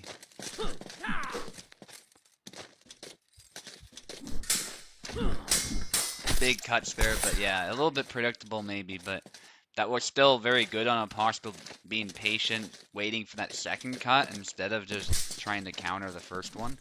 Very common mistake against Tarnowski. One that I probably made in my fight against Pekla too.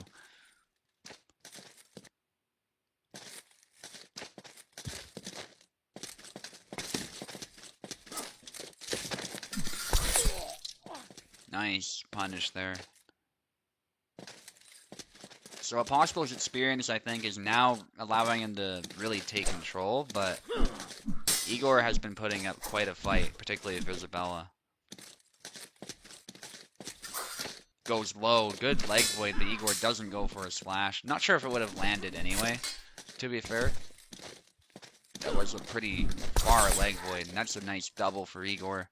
Keeping him in the fight instead of being down another flag.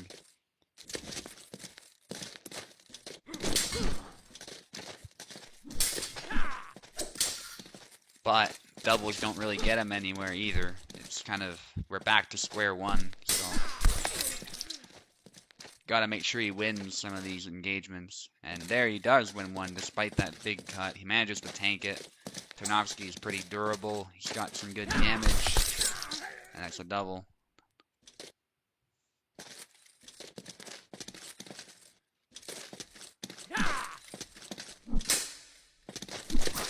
Sidestep, beautiful from Apostle. That's a very dangerous tool that Barabash has that lets him get really explosive and move to the side. High guard cut doesn't land.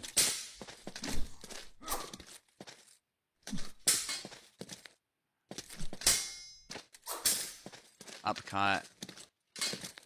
Ooh, he backs away though. He doesn't go for the attack, Apostle. Push. There it goes. The X cut. Igor getting a bit passive now, which you don't really want to do with Tarnowski, but he also doesn't want to throw it away like he did just now, unfortunately. But that was a good try. I don't mean to be overly critical.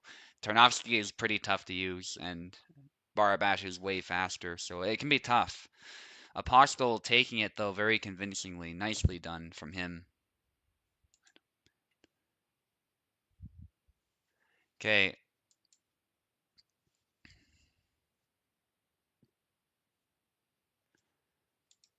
Let me check. 10 to 15. Maestro will be free in 10 to 15.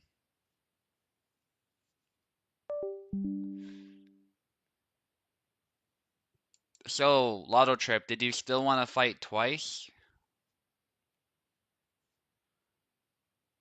Lem definitely needs somebody to fight, so I'm thinking if you're up to it, you don't have to, because this is kind of a lot to ask of you, but if you want to fight your opponent right now, Lem, while we wait for Maestro, that would be enough time.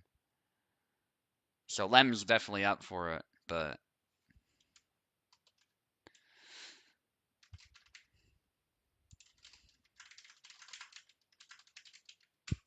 kind of like Ichigo of the Visors these last 2 days. Yeah, you got a Bleach fan here. Love it. Love it, love it. Yeah, if you guys have watched the anime, you know exactly what he's talking about.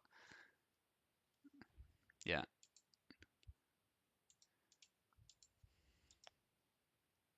Cool, cool. So,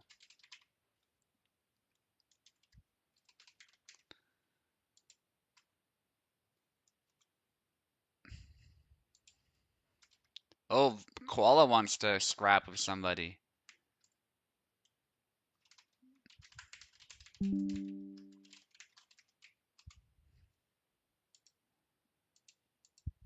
So Lotto Trip, Depending on how Koala responds, we might have Maestro fight him, but yeah, it's tough. Yeah. I'm just thinking of who hasn't fought, and Koala and Maestro have not fought. And a host, probably, but we could probably get Oak to host it, right? So I think we could work something out with that.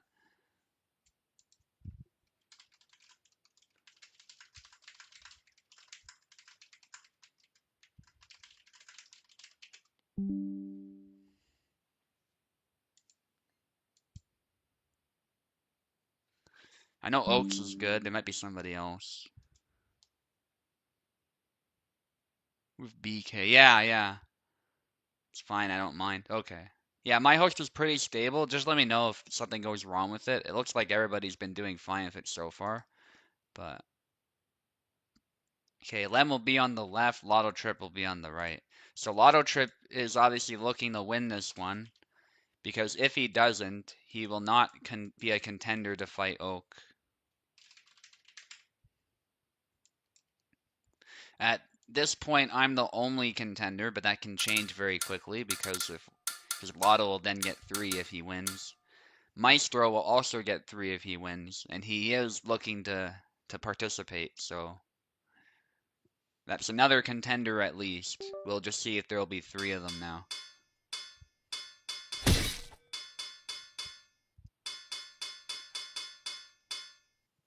Lem going straight for Yawn. And Lotto Trip, I didn't see who he picked. Was that a... No, it wasn't a Marie. I thought it was for a moment. Oh, it was. No, my eyes did not deceive me. I was like, no, he didn't pick Marie. No, he totally picked Marie just now. Alright, let's see how it goes.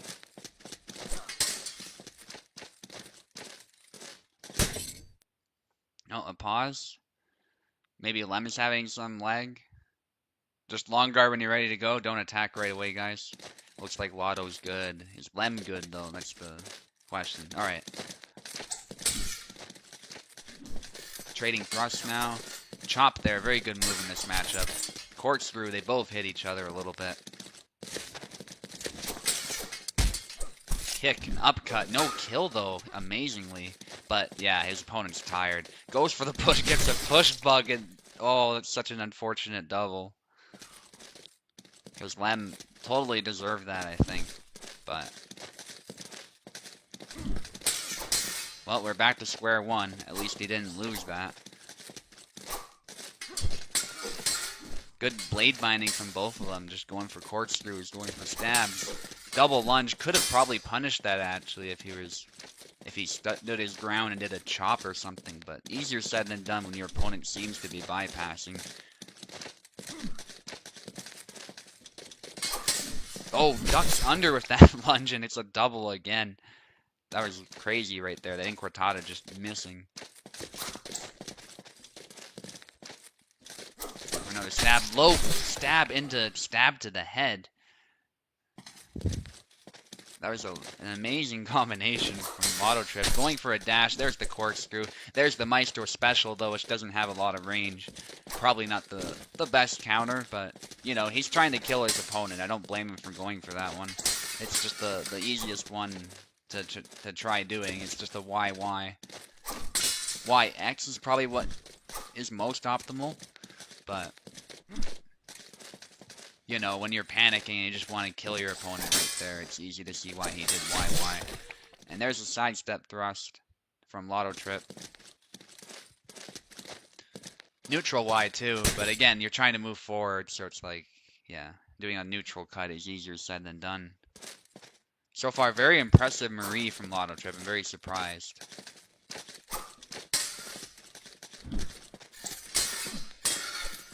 And by the way, if we have Koala fighting Maestro, which it looks like we will, it'll be a little bit complicated if Maestro wins, but we'll figure something out.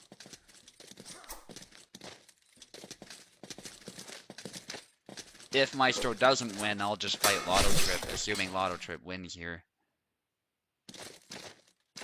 That is. And that'll be relatively straightforward. If they both lose, then, you know, I just fight O. So I'm kind of hoping for Lotto Trip to lose, but I'm not going to constantly root against him. That's a little bit unprofessional. And I have nothing against the guy, so...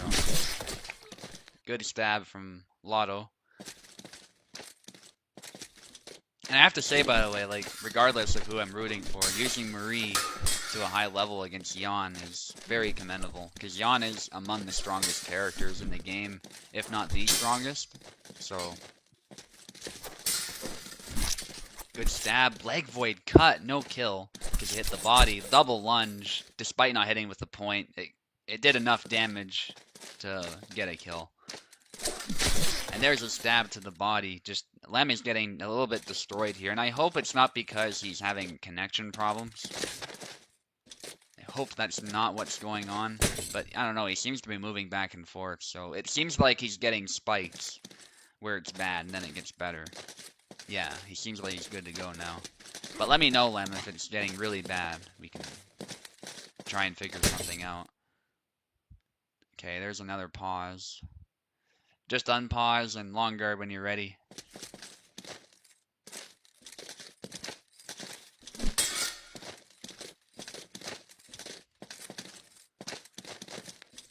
Auto trip backing away. Another pause. Okay. Again, don't attack, yeah. Is it Lotto Trip lagging this time? Interesting. Alright. Yeah, let me know how it is, guys. If it's getting worse, or whatever. I'll check after this. Comes over the top there, hitting the head. That was good from Lem. But Lem really needs to make a comeback here. Little blade away there from Lotto Trip. Low guard now. Trying to provoke his opponent, but Lem doesn't fall for it. He knows what he's doing. Chop. Cut. Beautiful. Yeah, the chop's a very helpful move here. Beats the blade, reaches out further. So, really nice move.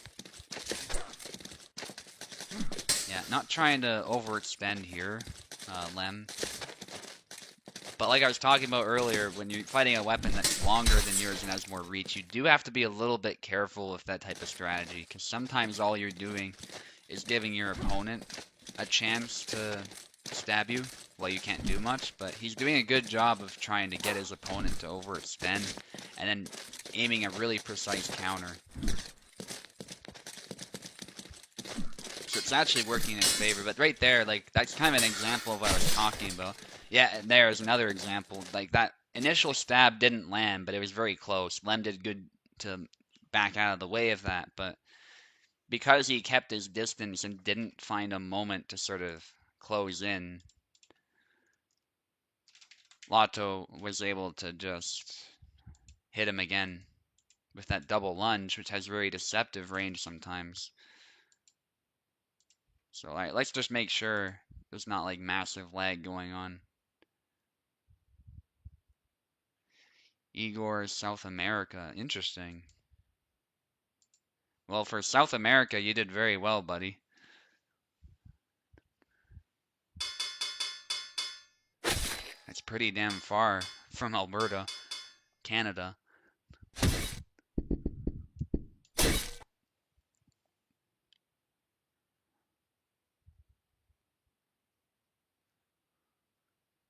Yeah, keep that up. A lot of good South American players who come out of nowhere. And regardless of the ping, they seem to do well. Raph is another player from there who does really well. And then there's another guy, wasn't there, whose name I can't remember for some reason, but he also did really well. Now they're both mirroring each other with the shield character, Connor.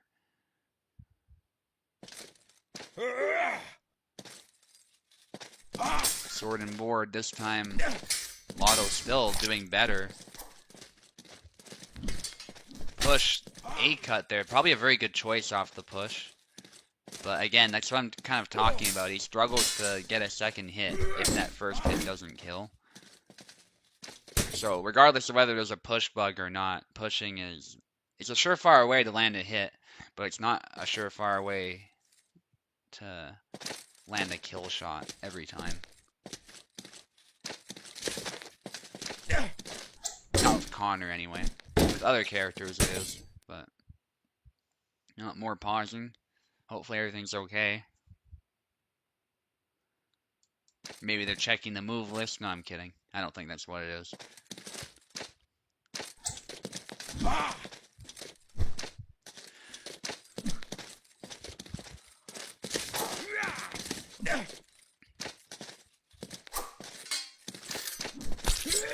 There's the A cut again, this time to the head. Perfect angle there to land on him. High guard, low guard. Just trying to switch guards, trying to get around this time. That blade beat, really brutal blade beat, because he really struggles against those.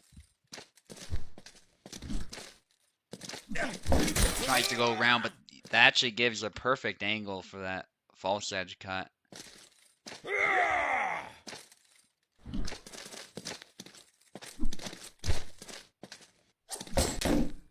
Big cuts there, almost gets punished for those. Lem with high guard backing off, going with neutral now, threatening high guard again, goes for a stab, good try. Good try from Lem. But just doesn't quite land. Goes for a push but gets hit, because you can't quite interrupt a cut with a push if the cut is an active phase. So the timing was just a little bit off, despite it landing. It just doesn't interrupt him, which makes sense. Let's face it, a blade is a bit more threatening than a push.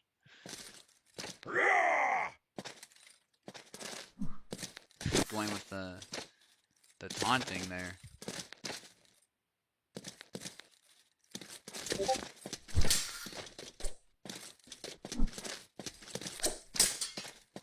First attempt. Oh. Looks like another pause.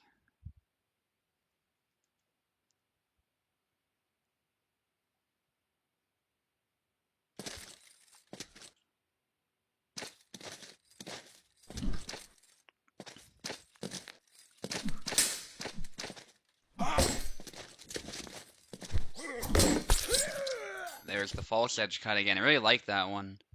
Very good move.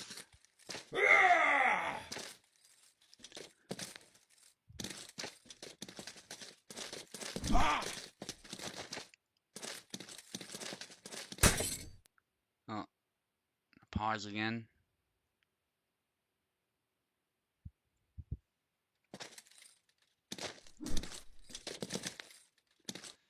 Lem's good to go. Is Lotto Trip good to go?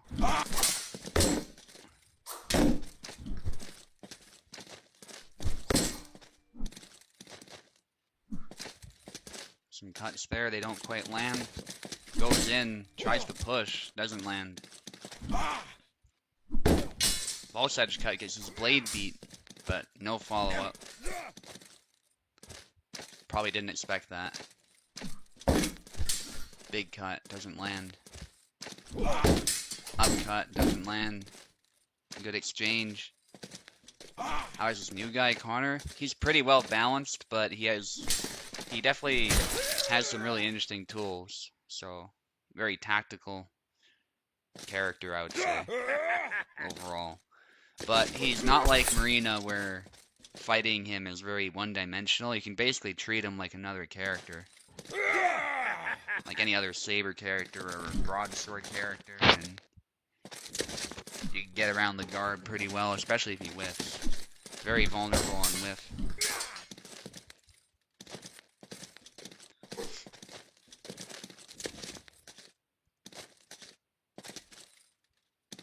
Okay, Lotto's ready to go. Lem might be lagging. Alright, there you go. He's long guarding now. Good sportsmanship. Going around again, trying to anyway. This time it doesn't work, and the blade beats followed up nicely.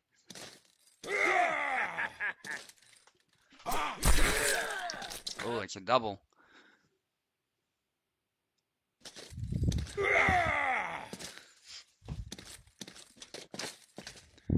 Some taunting from both of them. Blade beat. Goes low. Big cut there, charging in. That attack is literally just called charge, by the way. Where you just dash with the B cut. Big cut, but difficult to land. Reaches pretty far, at least. Push. A cut, though. Dodged because of the backdash. Nicely done. So that's exactly what you want to do if you're pushed. You want to backdash out of it. That's your best chance of avoiding the inevitable follow-up. Probably a higher chance of working against Connor, too, because of how much he struggles with that type of thing. And nice kill there from Lotto Trip, looking to make that comeback. Totally possible still. Dodging the push. Goes low. Backs away, though, from that follow-up. Stab attempt. Nice attempts from both of them to get around the guard, but their defense remaining solid. A barrage of cuts there from Lotto as he tries to keep his opponent at bay. But there's that cut from Lem.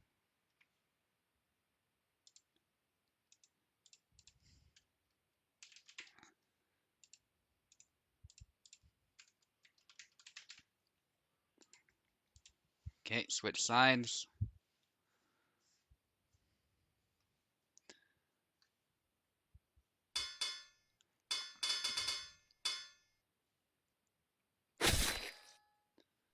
No skeletons, yeah.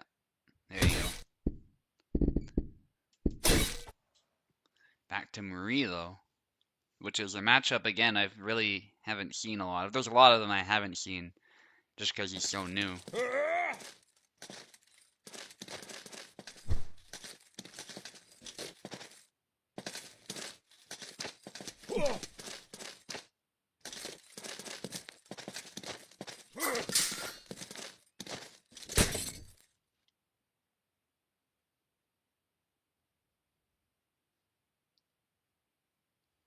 Oh, another pause.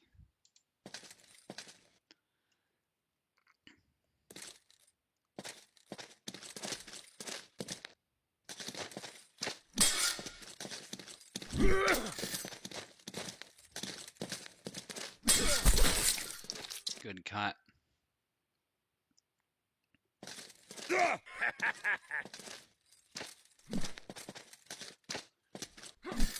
Wild Trips Marie has been pretty good, so I wouldn't write him off immediately, despite Rapier's not having the best reputation against shield characters. Oh, that A-cut doesn't quite work, again because of that backdash. Good stab, maximum range, exactly what you want to do with Marie. Yeah, good but not OP, that's exactly how I would describe him. I mean, even here you can see Marie is doing pretty well against him, all things considered, so.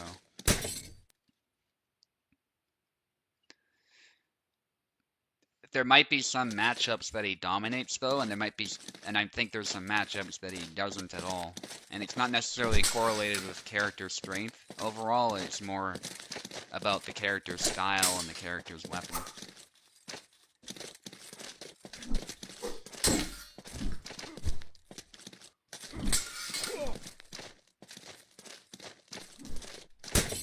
Like, Barabash is one of the best characters in the game overall, I think, but he might struggle a little bit against Connor compared to, say, Alexander or Gideon.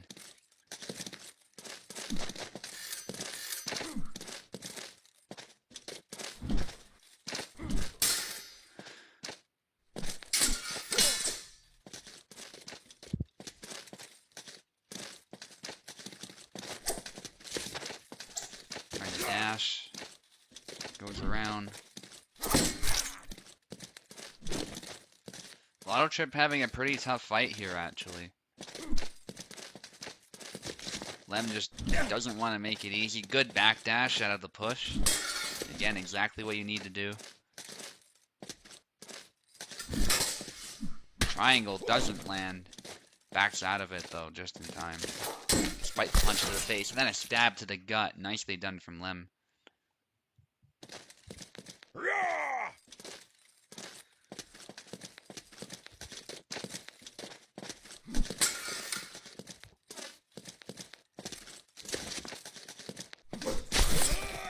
And that's a nice double.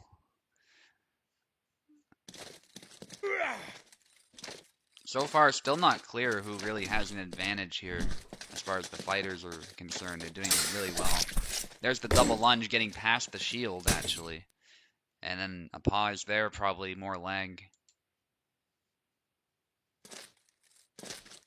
Okay, Lotto's definitely good to go, but Lem needs to wait a moment. Alright, he's good now. Good sportsmanship again.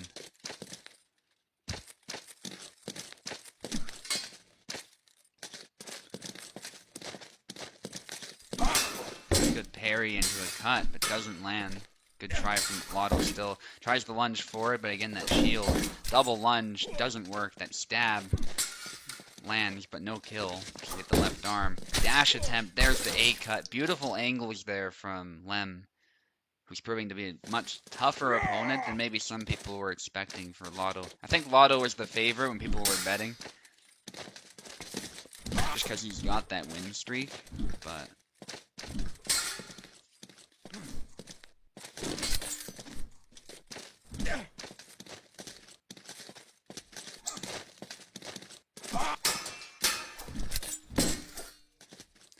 Some hits there from Lotto again, though. A bit of a pause. Alright, they're ready to go now. Perfect. High guard. Lotto trying to stab over top. Good try. Just doesn't quite work out. Going low, which, if you have the ranging right, is a good idea. But just wasn't close enough.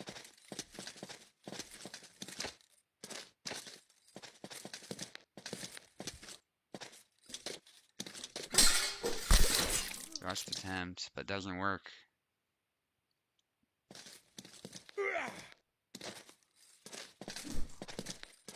Yeah, it's very brave using the weakest character in the game here against unfamiliar territory for sure. So you gotta give Lotto props for this, but it's definitely proving tough.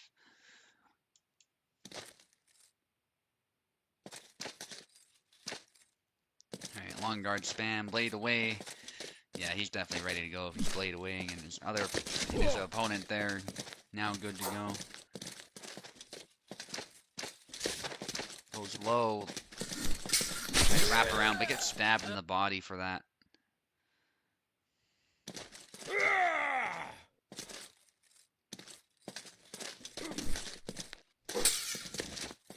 Side steps. Oh, nice false edge cut from below. I've seen that move before. It's kind of hard to land. I think it's kind of powerful though. It has a lot of rotation to it.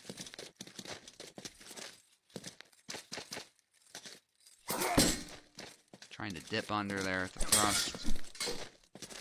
Both of them trying to feel each other out. There's the triangle, but he doesn't follow up after that triangle whiffs. Good exchange. Back and forth.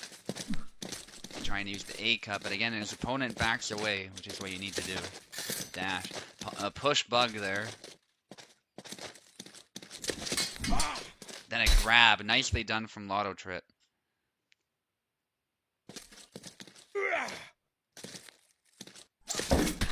Punch there. Doesn't land the follow-up, though. Again, that follow-up just doesn't have a lot of range.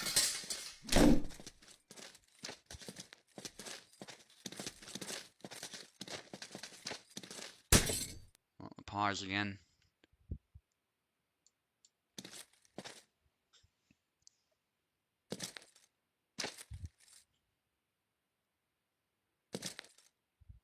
Alright, Lem's good, Lotto's good.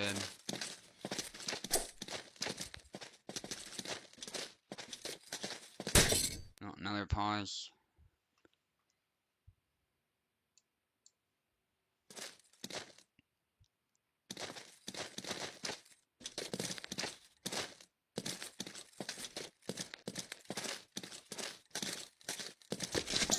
Dashes in and goes right through the groin. And it works, actually. I think Lem was trying something. And now it's back to even. Props to Lotto Trip for that. After struggling so much. There's a stab to the body, punishing that whiff.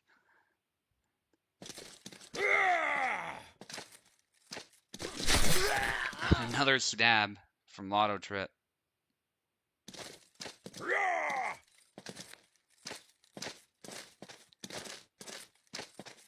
Looking for one more stab, one more good stab to end this Lotto trip.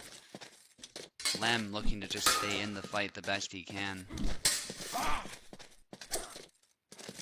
Nice exchange of blades there, trying to stab each other. Stab right to the shield, doesn't land. Trying to keep his shield side facing that rapier. Good parry there. Double lunge, gets around, but his stab has too much of an angle, so it doesn't land either. Intense from both of them. It just turns out it wasn't the follow-up he needed.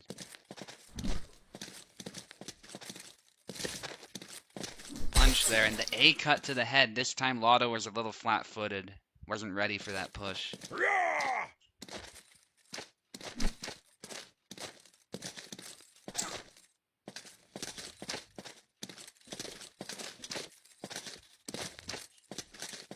Lotto circling like a shark there, so is Lem. Oh, and there's another pause. Lotto's ready to go. Lem, not quite, it looks like. Okay, now he is. Feints from both of them. Sidestep, but Lotto says I can sidestep as well. Big cuts, that gives Lotto just the opportunity he needs to get some damage in. No kill, unfortunately, with the double lunge. But that's very good for him that he got 2 hits. Lem needs to find a way to end it quickly to maintain his stamina. Tries to stab low, but gets... Yeah, his opponent moves just out of measure. I was gonna say he blocked it. That's not quite what happened. There's a quick stab to the throat as he whiffs. Nicely done from Lotto Trip, making the comeback. A marathon fight for sure, but a very tactical one.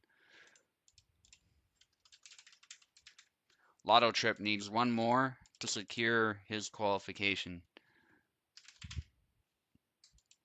And Lem cannot afford to lose. Alright, RT. There you go.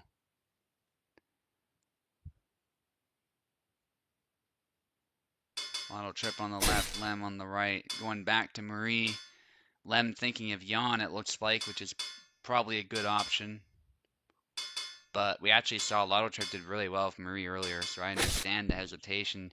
Going for Isabella, who's traditionally a good pick against Marie, I would say. So that's probably his thinking behind that decision. Yeah, he meant to pick it. Yeah, it seemed a little quick, so I was a little afraid he didn't mean to pick Isabella, but...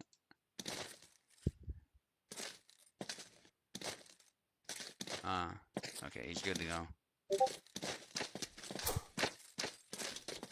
Iron Gate provoking his opponent there. There's high guard. Alright, long guarding.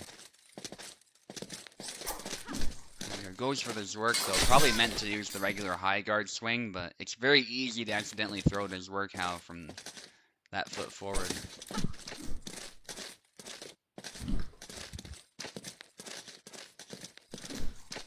A little bit of a trick shot there. Out of measure. Thankfully too far for any sort of punishment from Lotto. High guard, long guard this time. Short thrust into a cut. Backs away though and that cut doesn't land. It does beat the blade, but it doesn't do much. Posta di Donna. And that follow-up cut, which Lotto obviously did not expect, manages to land. That retreat cut. Posta di Donna again. High guard, but breaks it just in time to block. There's the workout again at a pause. Very unfortunate timing there. Let's hope there's no attack coming in. And there is an attack coming in, unfortunately. Yeah, Lotto Trip was ready with that Inquartada. Probably a really key move here. Blade away, walks forward. I don't know what he was trying there. It was really bizarre.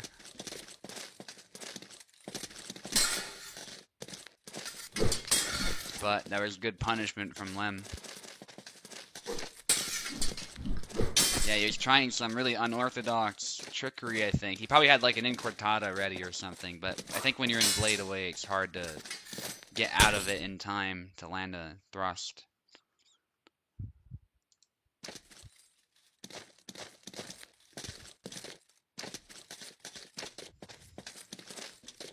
Blade away, yeah, they're both ready to go. Thrust attempt, doesn't land. Iron Gate goes back to neutral.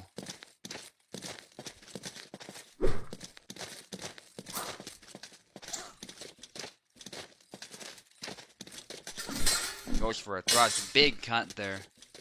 Doesn't land. Goes for a thrust, doesn't land. Well, his opponent's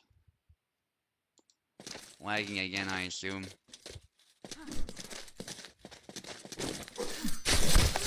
Stab to the body, but a cut to the head, forcing a double.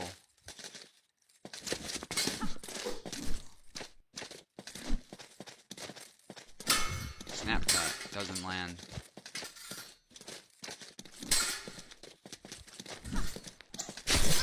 Ooh, it's a big cut out of measure and he gets punished immediately.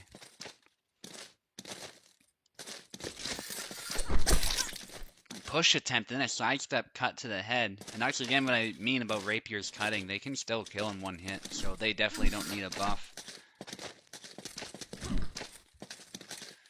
in that regard. Stab the arm. Good job from Auto Trip with Marie. Maybe the best Marie we've seen recently. Nice lunge to the body. And again, this is a matchup that Marie usually struggles with, so gotta give props to Lotto Trip for this performance. Lunge almost lands. That was very precise. Oh, the sidestep getting out of the way. Good job from Lem.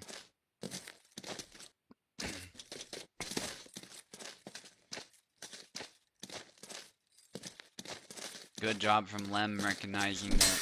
It's not Lem, Lotto Trip recognizing that Lem was lagging.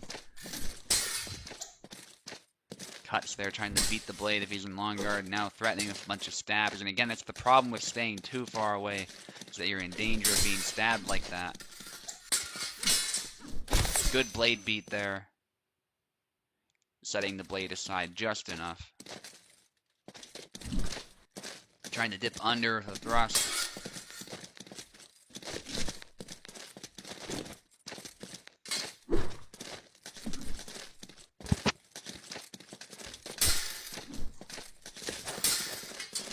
Posta di Donna forcing a trade. Really close in, but it actually kind of worked. Now his opponent's tired. Is Lotto gonna go for it? He does. He doesn't get the kill, though. There's a stab after going through the gut, going through the heart. Just ran his opponent through twice. Now he needs one more to secure that win. He will be a contender if he wins it here. And he does. A stab to the upper chest or the throat. Beautiful from Lotto, taking the win. And Maestro is ready, so Koala, if you're ready to go.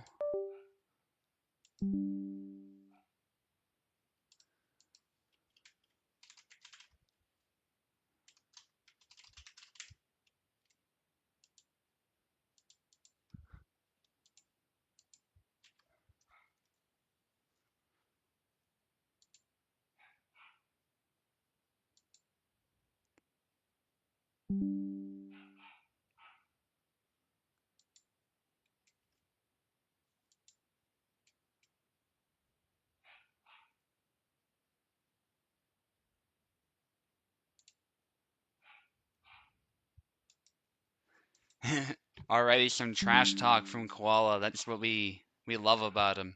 I assume he's Fencing Squire. I think I remember that was his name. Yeah. Awesome.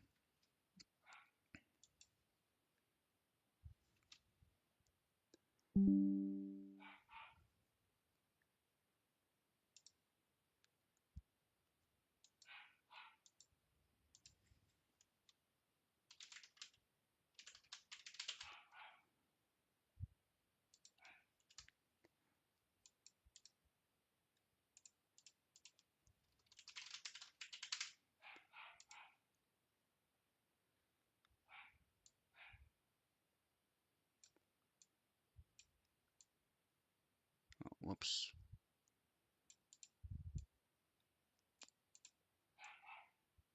Let me click that text box. There we go. I know it's not like perfectly even or whatever. I don't know how you do that on OBS.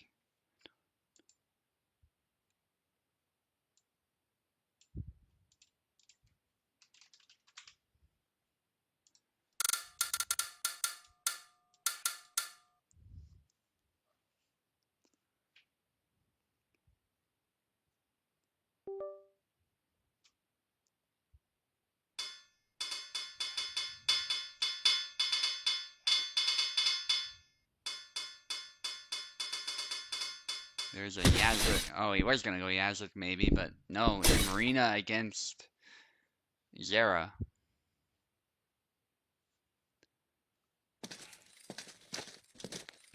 That's Koala with Marina, of course. Maestro doesn't play her. Stab attempt just goes for the. This is the type of thing Koala does with any character. It's not just Marina. Just goes for the same move over and over, and somehow he makes it work. A good hit to the head as Maestro just dashes in with no regard for defense. And a good snipe to the hand, though, as Koala tries to get cheeky again. Maestro reminding him that he's fighting a formidable opponent. Goes for a cut straight to the shield. Stab trying to get over. Good back wide, though, getting past the shield side. And that's it. Maestro finds the push.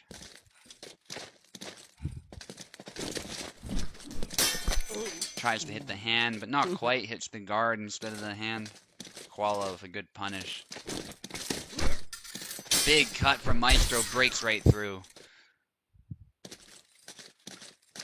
That's what I was saying. Zera's cut physics seem better lately. I don't know what will change, but he definitely has some options against these shield characters now. Connor especially, but even to a lesser extent, Marina. You can see how Maestro doesn't have to push to land kills. Yeah. Definitely not overpowered at all. Zera doing just fine.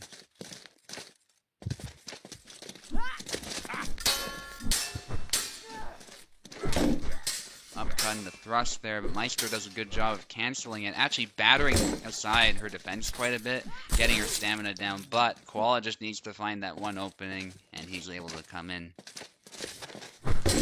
Back Y, push into a cut to the head.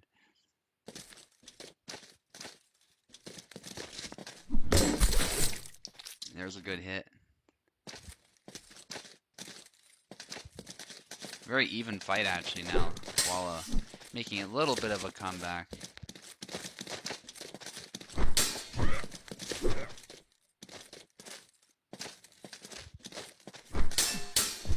Cut there. Maestro gets the better end of that.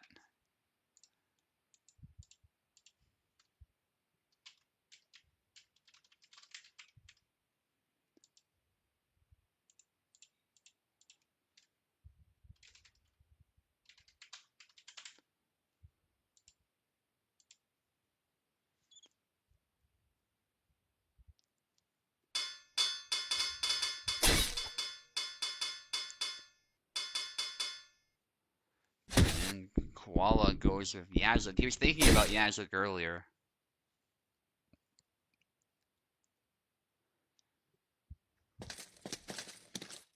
Or... no, Maestro went with Yazuk. Interesting. They just... yeah, he didn't go with Zera again. I don't know why, but... maybe he felt Yazuk was a better pick in Zera. You gotta remember, this is Koala Zera we're talking about, so maybe it's better to stick with the character who's working, but we'll see. Maestro obviously has, I think he's practiced with Yazuk a lot, to be fair. So it's not like he feels uncomfortable using him. Maybe he wants something fast that can deal with those back Ys, but they break through pretty well. Maestro just dashes in, and he's gotta keep his defense up. Good sidestep, gets pushed. Oh, but he's tired. That is Maestro's chance. That took 2 hits, actually, but he did get it. Maestro back in the game. Good exchange. Trying to hit the hand, it looks like. Going low. That low thrust, not very good against Zera. Big cut from Maestro. Almost gets punished. That recovery cut there that he did probably saved him. Meeting Zera's blade of his own.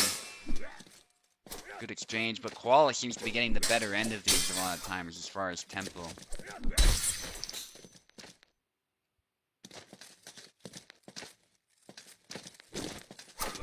Koala's not going to make it easy for Maestro to qualify, and if he doesn't qualify, he cannot fight against Oak. It'll be just me fighting Lotto Trip for the chance to fight Oak, which will be really cool, because from what I've seen, Lotto's Marie is going to be much more formidable than a lot of people would expect. But if Maestro wins, it'll also be very interesting.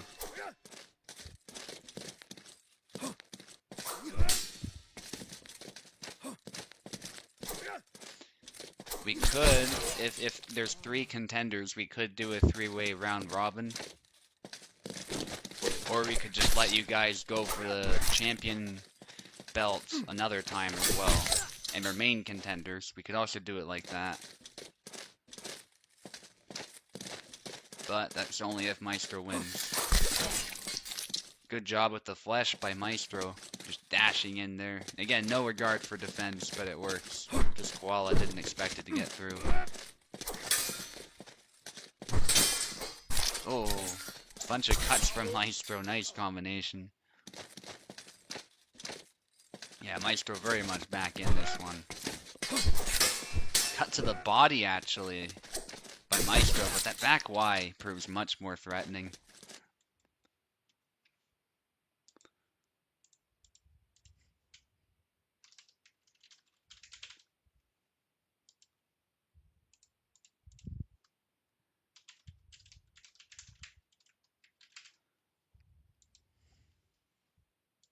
Okay, switch sides.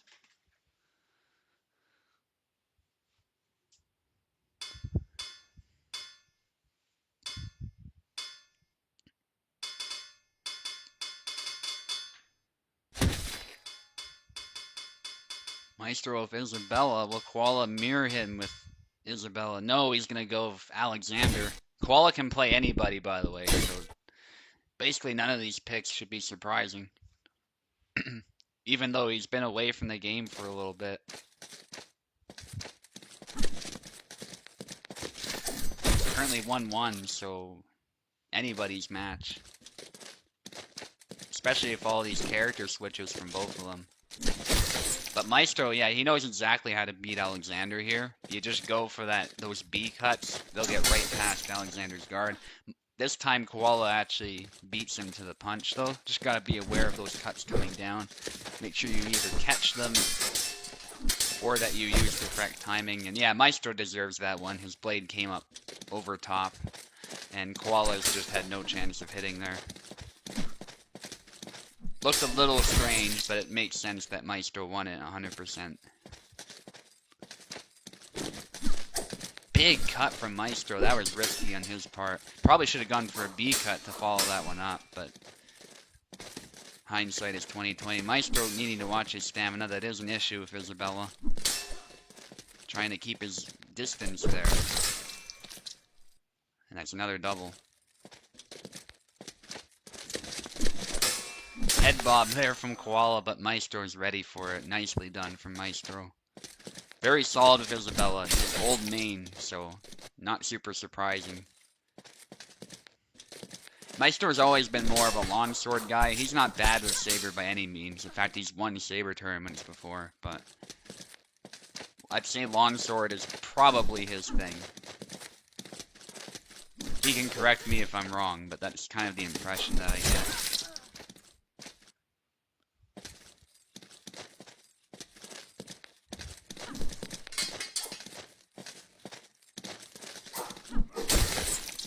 Good B cut from Maestro, getting the lead back.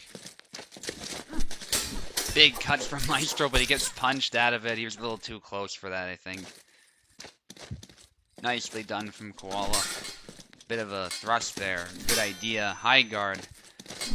Push from Koala. Koala's very good at that type of thing, just coming in and pushing you, coming in and sidestepping you to death, or you name it. And that's why Maestro is a little wary of closing in here. Doesn't want to give it away. There's a push, but a good cut from Maestro. So Koala did not get that push for free and thus could not finish the fight.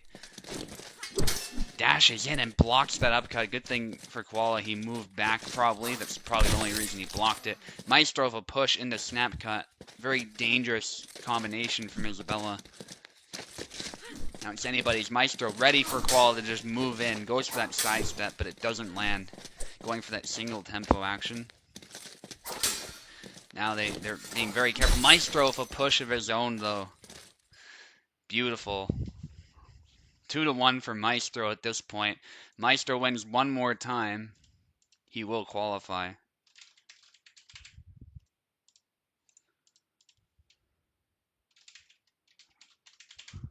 And I'll check Koala's record too, just to be sure that he doesn't also qualify. Assuming he wins.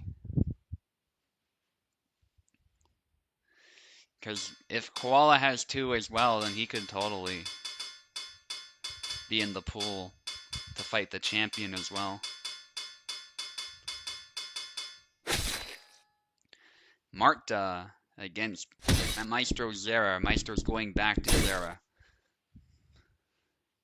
And I'll be right back.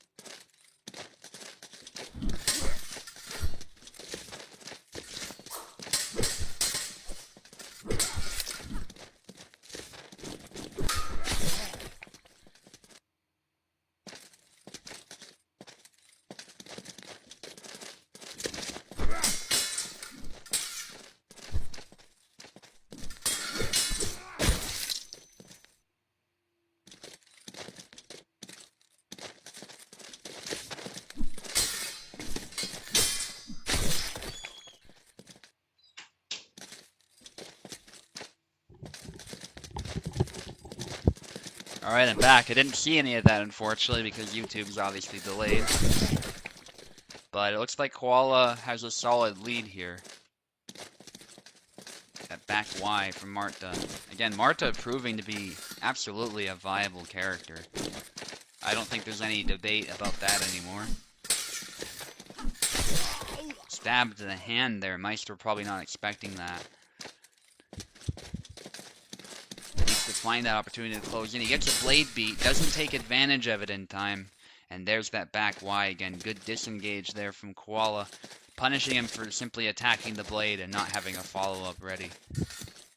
But that was a good try that second time from Maestro. Just wasn't there in time.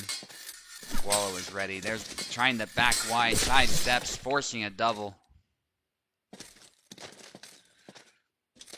Quite a Marta's. You probably mean quite a lot of. Yeah, absolutely. Absolutely, Roderick.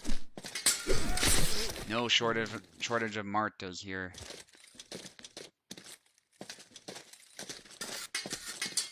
Blades meet a little bit.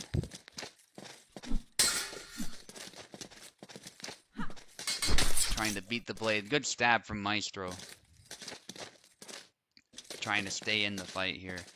Maestro loses this one. It'll be 2 wins for Koala. It'll be down to the last round. There's some cuts from Koala. 3 cuts there. Because it is a rapier after all, but still more than enough to secure that victory. One moment, guys.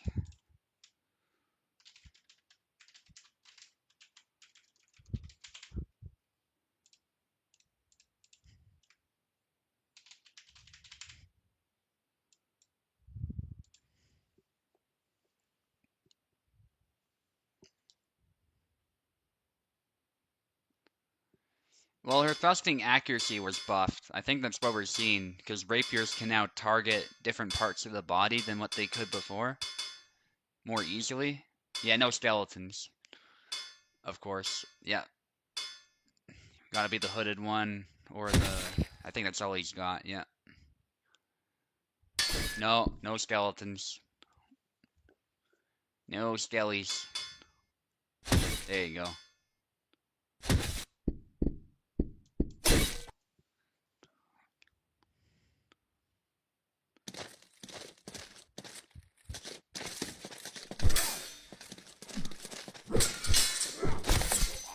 Good blade beat into a cut from Maestro.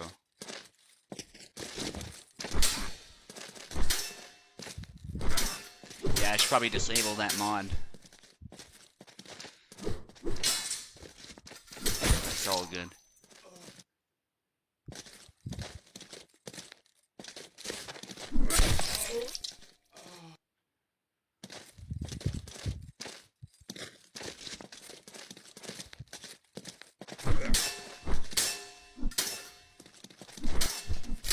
Ooh, nice sequence there from Maestro, but it doesn't quite amount to anything.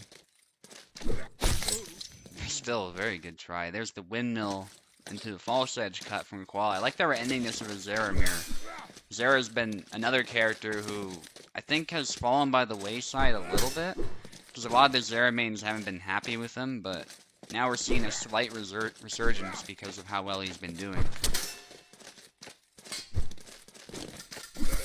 There's the back Y from Koala. He knows how to abuse that move. Good spacing from him. Maestro gotta be careful. There's a push, though. Maestro says enough of this shit and just pushes and kills him. They both go for a back Y. And Maestro gets the better end of it, actually. That must have surprised Koala a little bit. Probably expecting a double. If not a win from that, because Koala is usually the push king. Maestro with a good sidestep, but Koala just with a bunch of back Ys. Trying to get those snap cuts to land. Maestro with some back Ys of his own. Koala with a lot of back Ys.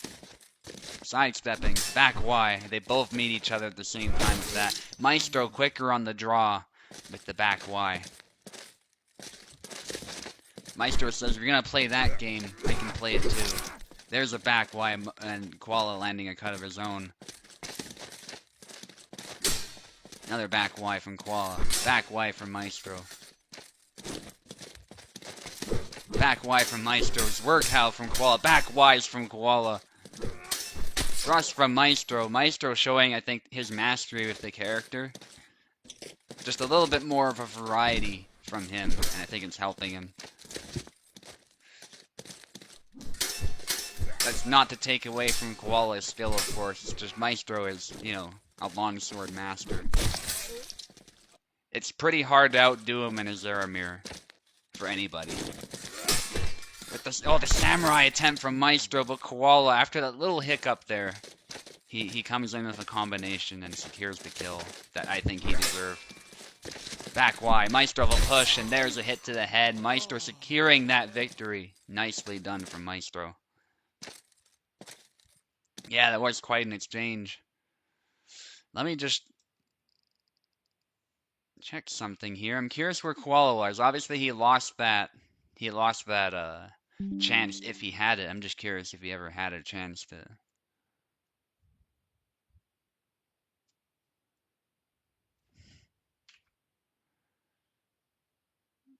Yeah, he had no win streak, so. Alright. Yeah, he hasn't been with us for a while, so I'd be surprised. Alright, so Maestro is now in contention to potentially fight Oak. So now we gotta figure out how we're gonna do this. We got 3 people.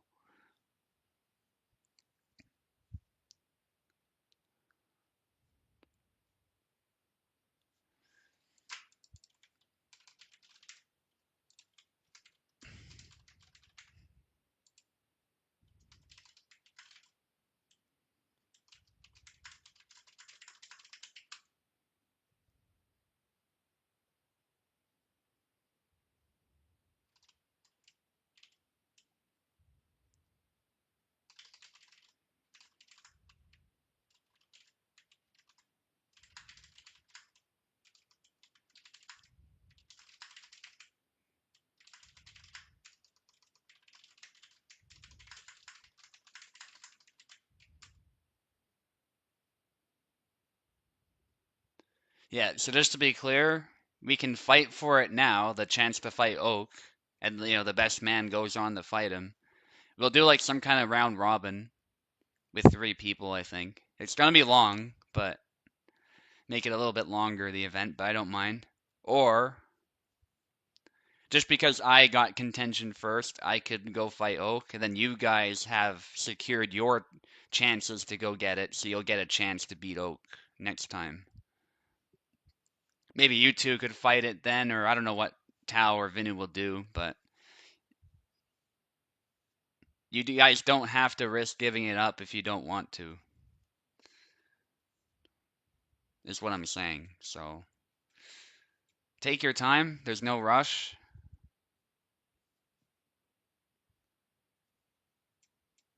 But just know that you don't have to give up your chance to fight Oak if something goes wrong.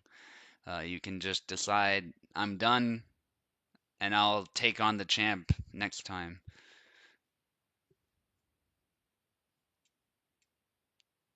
So let's see what they say. And I don't know why I said that in competition talks, but that's where it is, guys. If you were wondering where I typed that.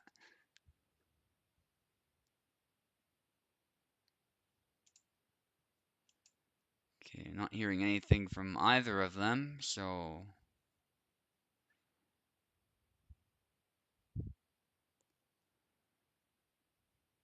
not sure what to make of that. Okay, Lotto is typing.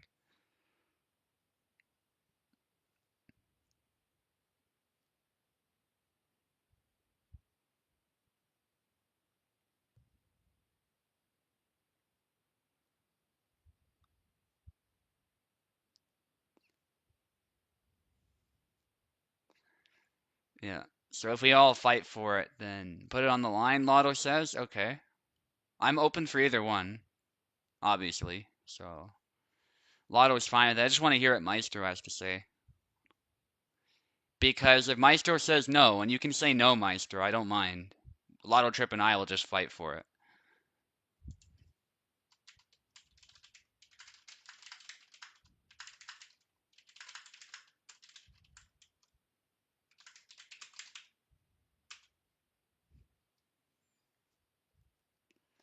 Alright, let's do a little mini round robin. I think that's the best way we can do this. Because if we do, like, just regular duels, it'll be kind of weird. So, alright. Let me set that up real quick. You guys don't even need to sign up for it. So that'll be a little...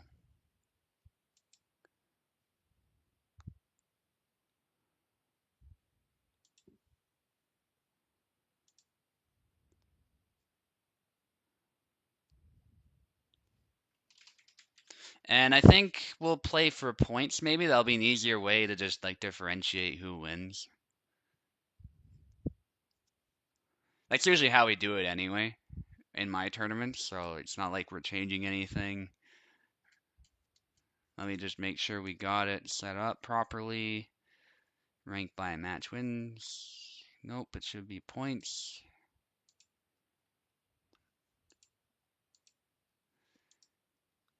Okay.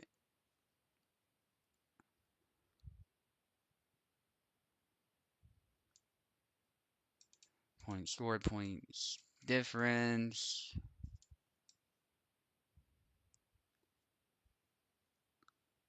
Beautiful.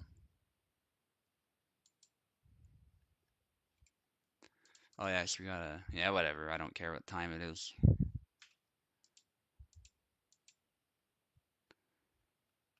Okay, and we gotta specify the game, don't we? Yeah.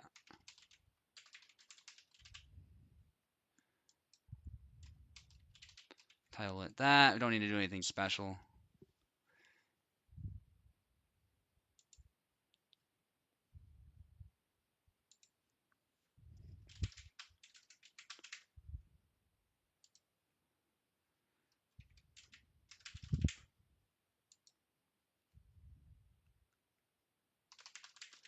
We're almost done, guys. I know it's a little tedious, but...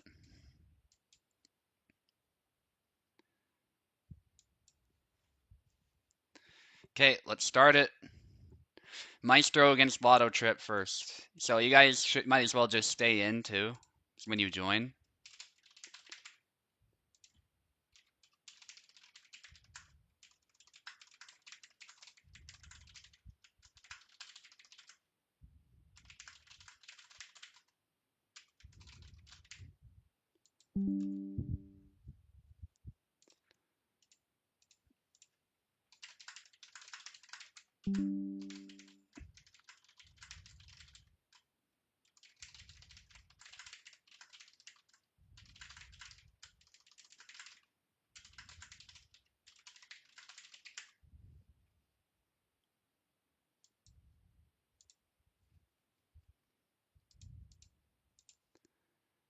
Okay, Lotto against Maestro. Let me just double check the sides. Yeah, Maestro will be on the left to start us off. Yeah, we're gonna do this in the most fair way possible, so I think round robin, best way to go about it. Don't know if we've done this before. And same thing, by the way, it's, you know, 7 flags, best of 5, as usual. So it's just a regular USFC match. So it'll take a little bit, but that's okay. Meister on the left, Lotto Trip on the right.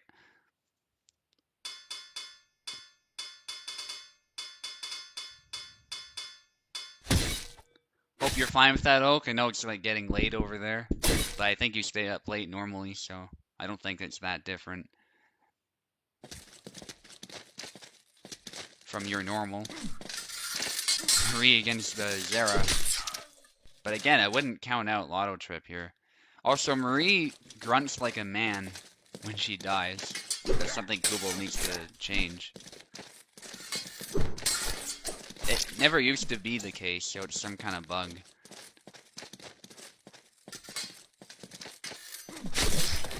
Good stab over top from Lotto. Chernobyl cheering for Lotto here. Lotto perhaps a bit of an underdog, and that's not to say that Lotto is unskilled or anything of the sort. That's just to point out that Lotto is newer to the community. And Maestro's been with us, you know, since the beginning, so... In that sense, Lotto is at a disadvantage. But... Lotto's proven to be a surprisingly good Marie here.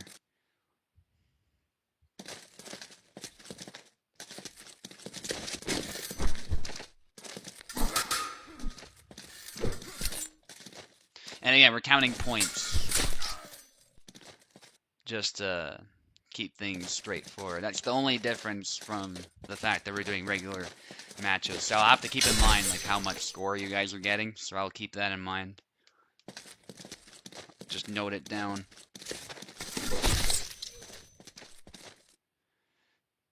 So it's not just about winning or losing. It is about scoring as many points as you can long term.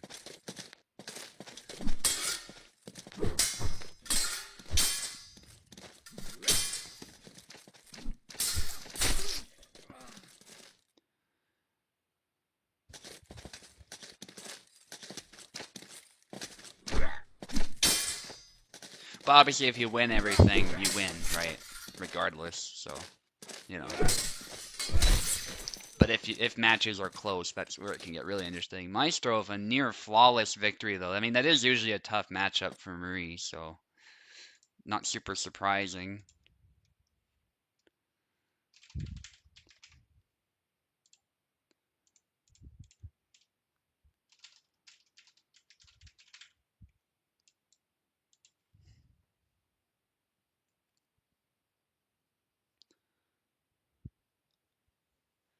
Okay, Maestro of 7 points, Lotto with 1 that first match.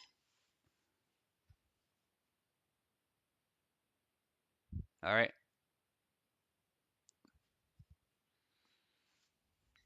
Somebody having an issue.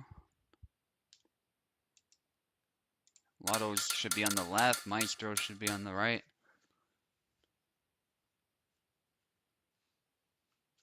There we are. Back to Marie.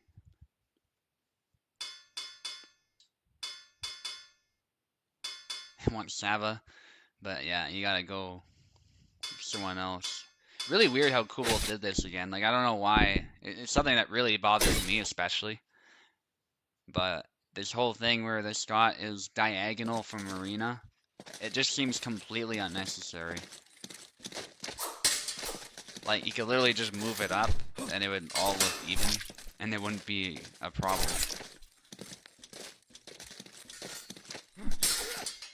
Big cut from Maestro, good parry.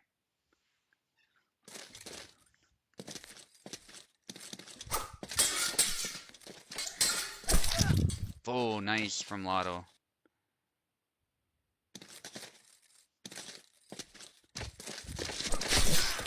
Good stab from Lotto. This Yazid pick might have been a blunder, but we'll see. Moje.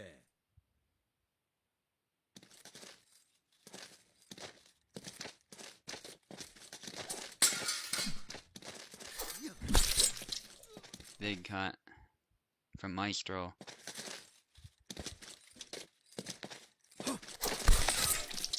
Oof.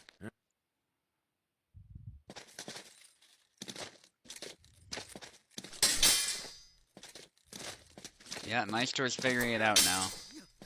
Good thrust attempt there after knocking the blade. Just a little bit aside. Goes for a stab, but gets stabbed in turn. Good job there from Lotto Trip.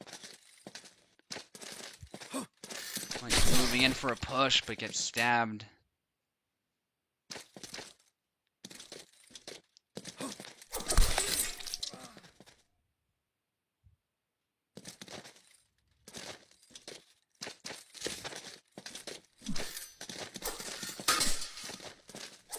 Lotto Trip scoring some points here, but the only problem is Maestro is too, and he had that really good victory early, so it's definitely good for him. You can see his morale is still high.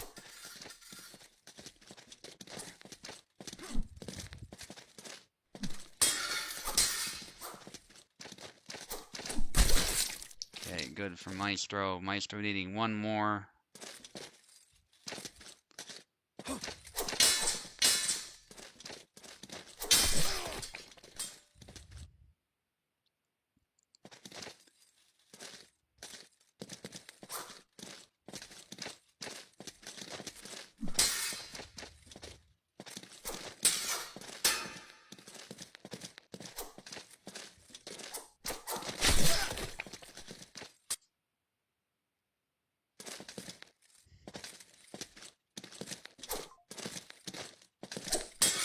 Ooh, this round's down to the wire.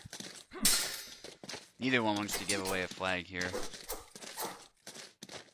If all possible. Nice from Lotto.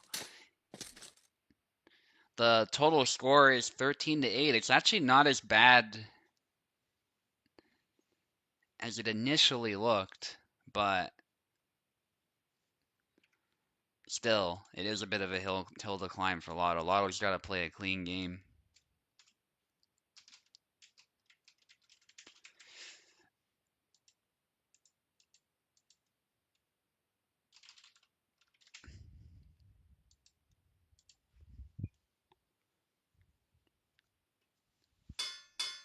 And remember, these are best of fives as well. So, 1-1 as far as that goes. But we're not concerned about wins, we're concerned about points.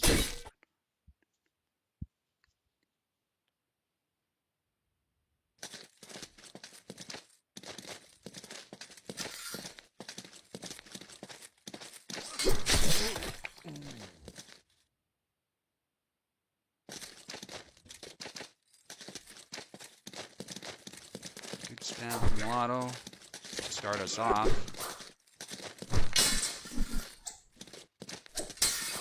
Double lunge. Lotto's adapting well. It's another point. And it's really only a 3-point difference now. That's what I was kind of talking about. If Lotto plays well, it's not at all over. Good double lunge. No kill, but good damage. Dashing in, getting a little too aggressive there, I think.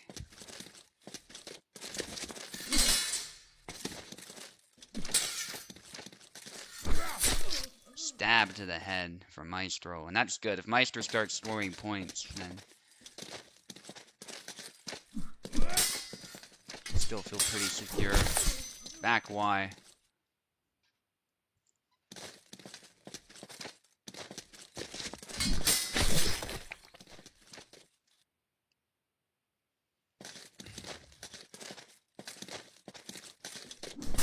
Holy Stance gets punished with the triangle, actually.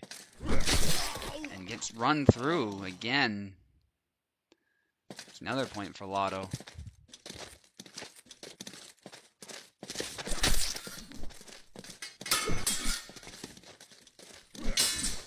In Cortada. Big swing from Maestro. Double lunge. Oh, the high guard splash doesn't land. Now they're both kind of tired. They're trying to adjust after that really hectic exchange. And there's another one just like that where they both tank a hit. Marie having way more staying power than I was expecting. Back wide, beating the play, dashing in. No kill though. No kill. That's another point for Maestro. Making it even as far as this round goes.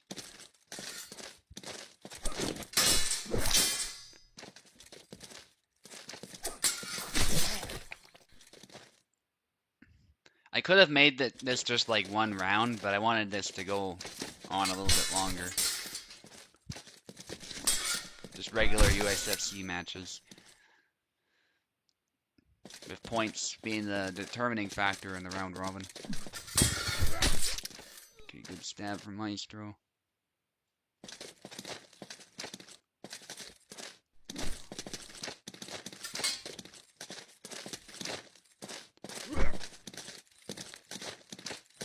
High guard.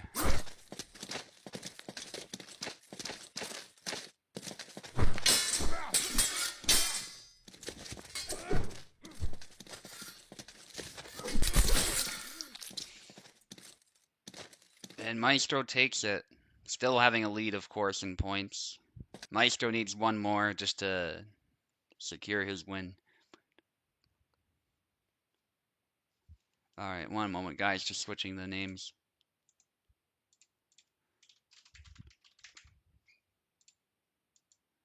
Very good effort from Lotto Trip, though.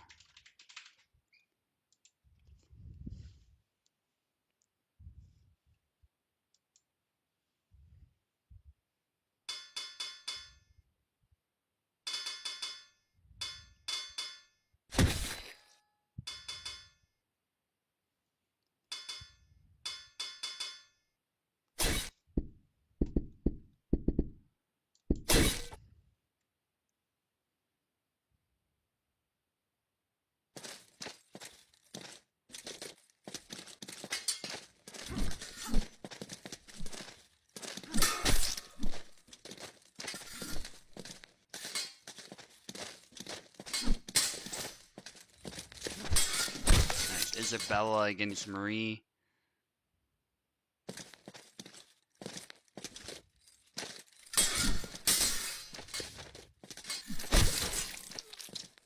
Another point for Maestro. Tough matchup here for Marie.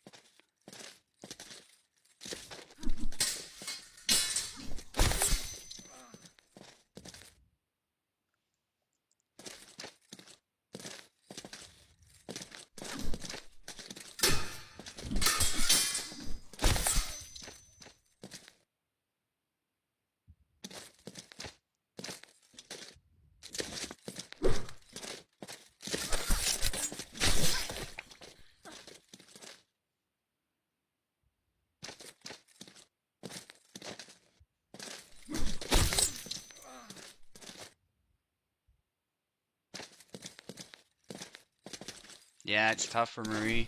High guard though, nice punish from Lotto.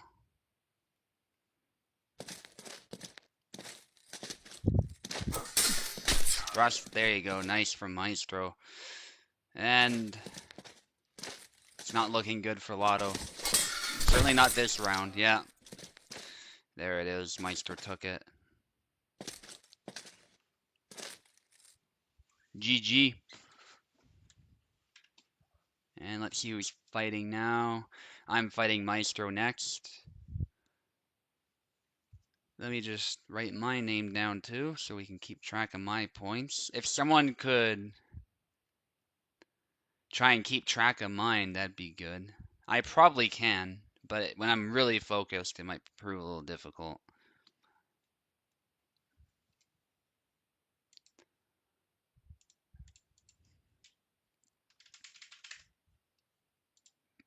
Okay, I'll take the left first. Maestro, you stay on the right. Excellent.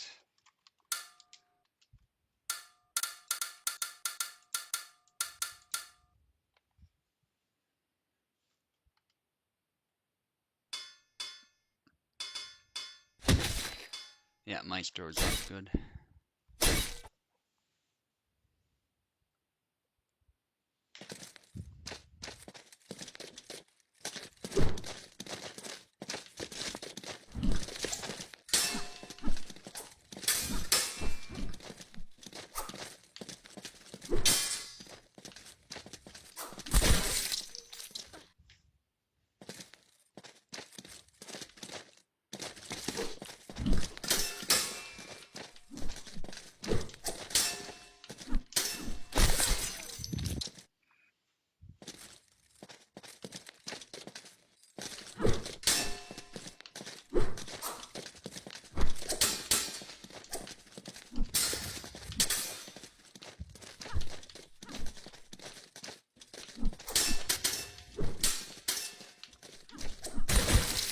Oh my gosh.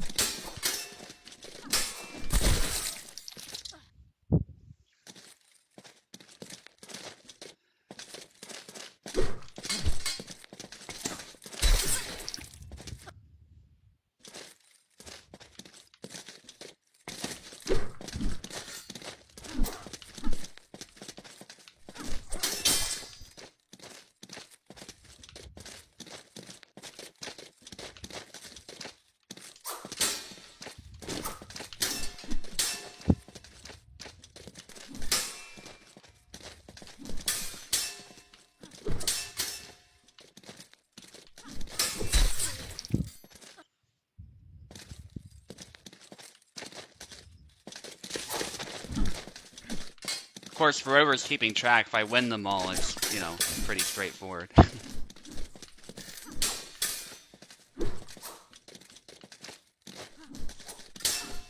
That's gonna be my goal.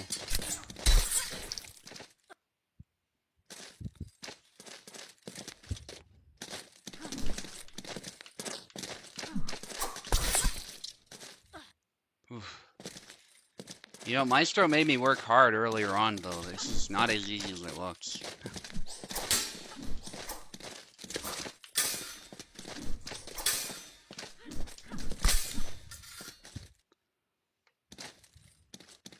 Especially with all those doubles.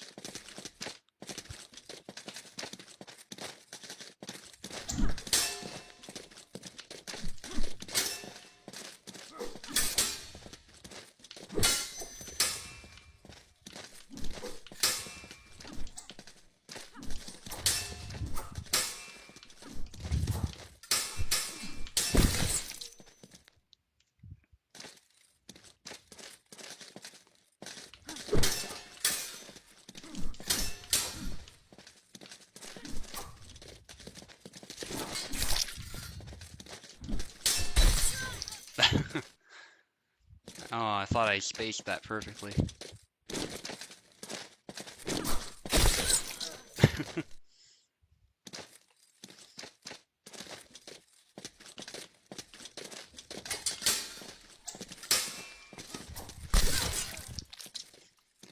Alright.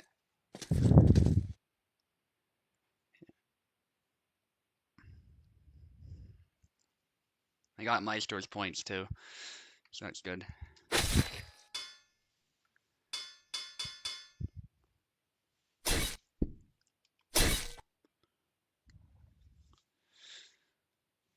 I'll try and make your job easy. It'll make mine easy too. You wouldn't have to keep track.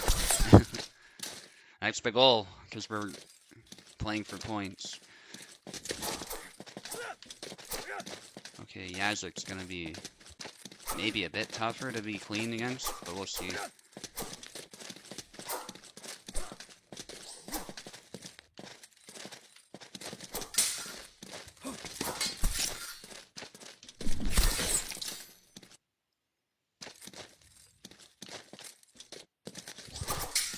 Nice, nice.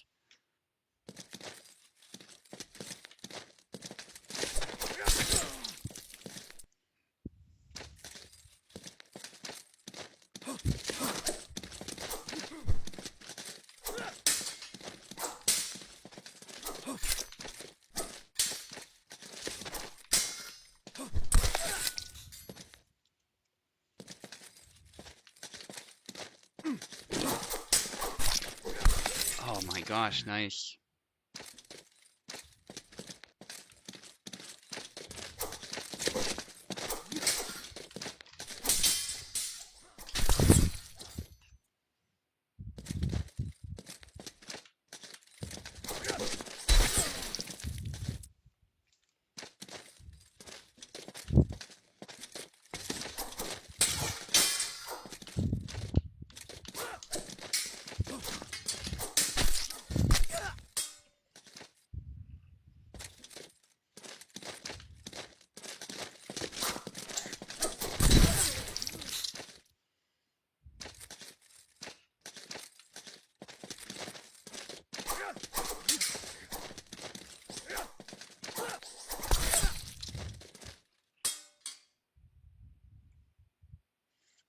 All right.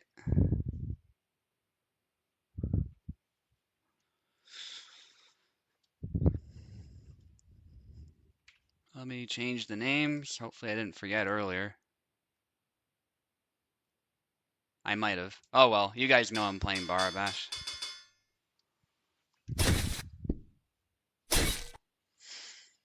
So into the fight. Yeah, thanks guys. Thanks for the points.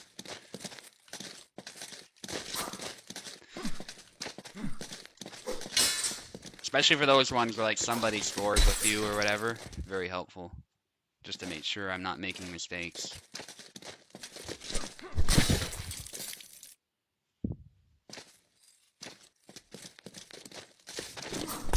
Nice. Yeah, I shouldn't have done that a third time. That was kind of stupid, wasn't it?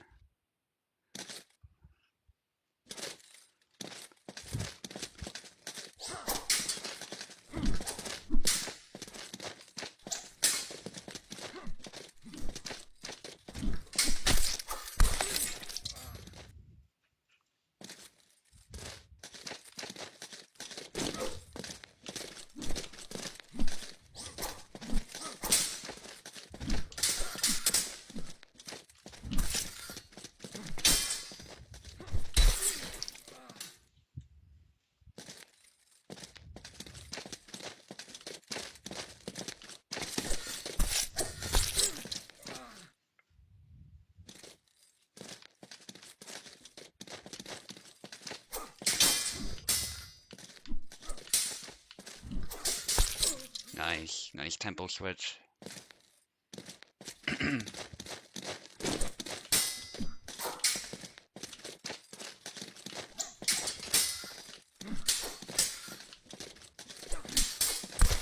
Ooh, again, nice.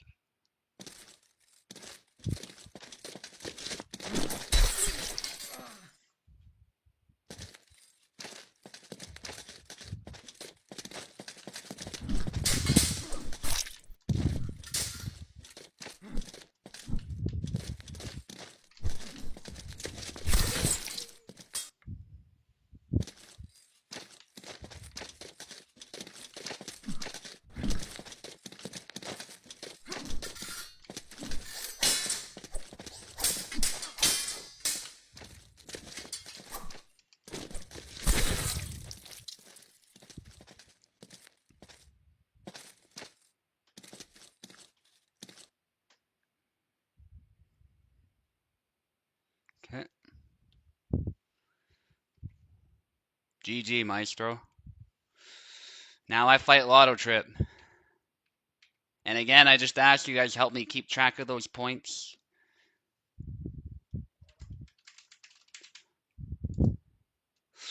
Just again to make sure we're not making errors. Okay, let me just check the sides too. And I'll try and switch the names. Lotto Trip, you're on the left this time. I'll let you select in one moment. I like going for multiple rounds actually for this. It's a lot of fun. Alright, go ahead. I'm not going to reinvent the wheel. I just hope that Marie isn't as tough as I think it is.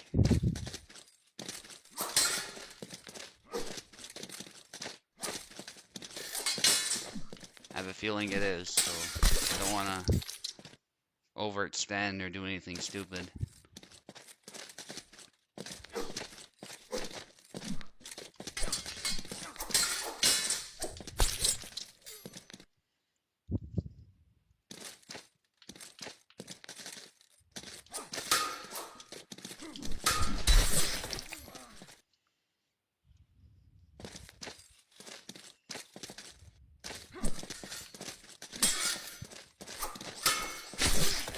Nice, nice.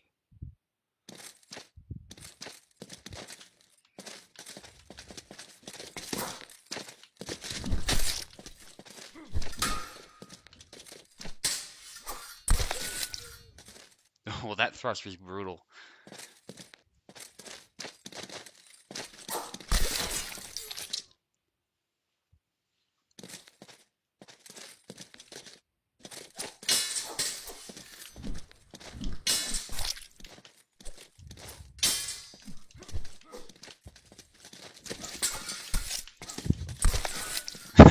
I didn't mean to end it with a thunder punch, but that was very stylish. My god. Oh.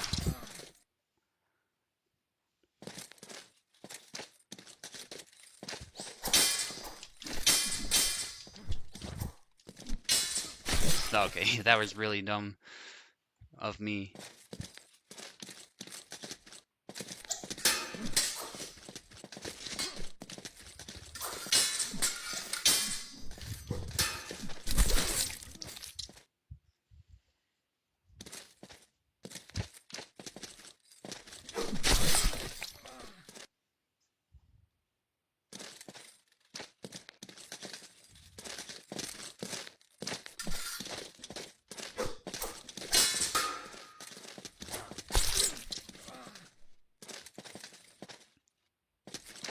Alright, 7-2.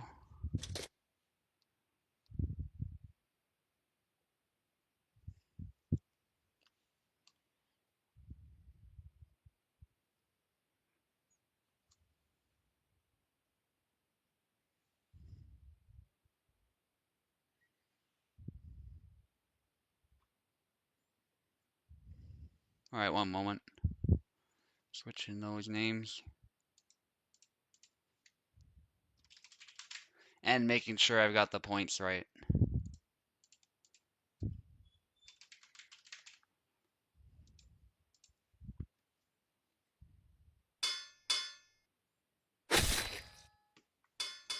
Yeah, I'm not going to reinvent the wheel, of course.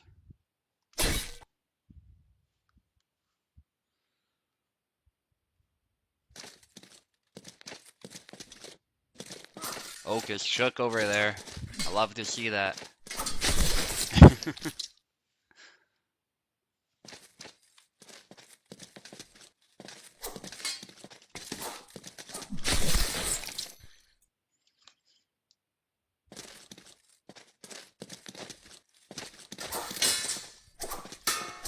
People are talking about long swords with sabers.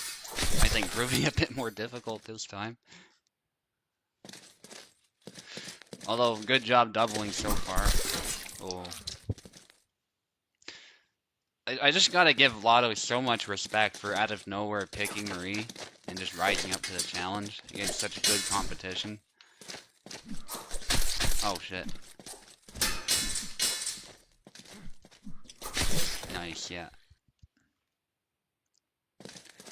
Again, really appreciate that, Chernobyl, the posting of the story. You know, just in case we risk making a slight error. I suspect it won't matter much at this point, but still.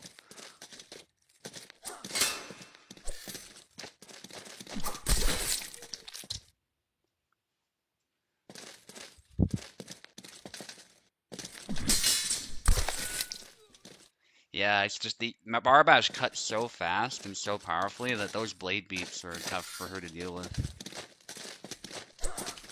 That was good though, nice sidestep.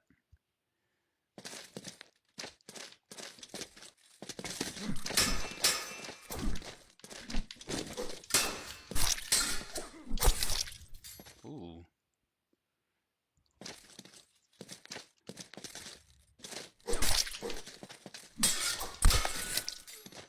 Yeah, that combo's a little slow.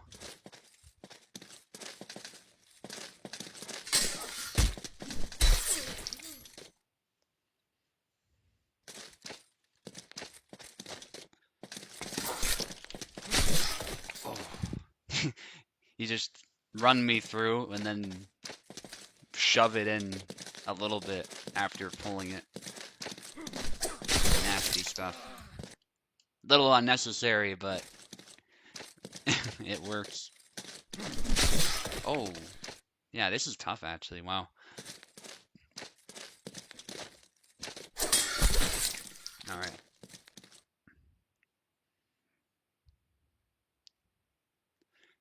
Okay, you got 5 points there. Okay.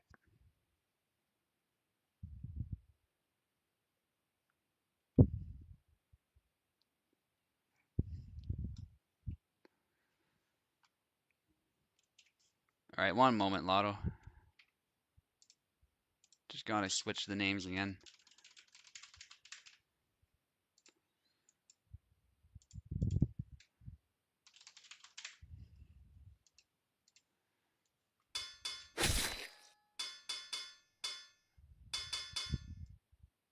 Connor's a good pick.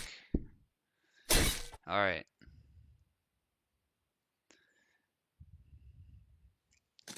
This point, Lotto can't win, but Lotto can certainly... At least I don't think Lotto can win. Unless a miracle happens.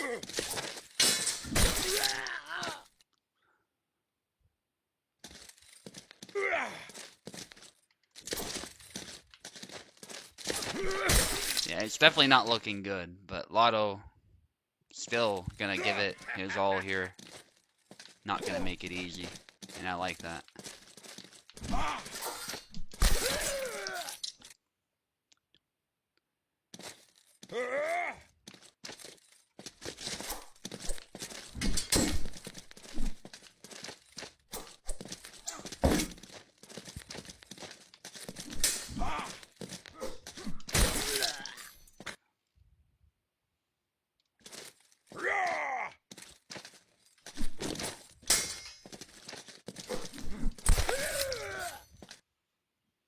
That push working better than I expected it to be honest.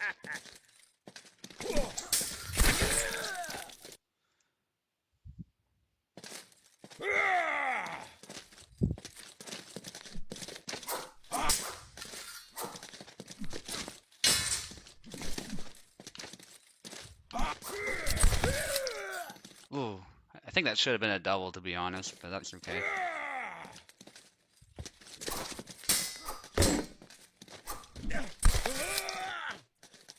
Okay, 7-1.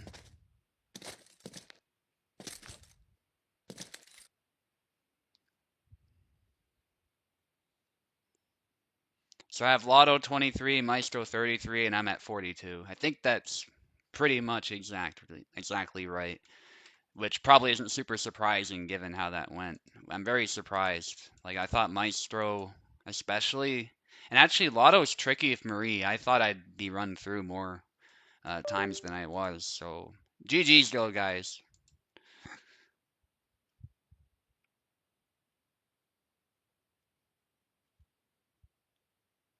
Oh, Jihadi thought it was a regular tourney. I see. Alright. Oak. Let's do this. The time has come. Also, I gave that in the wrong place. But whatever. You know the link.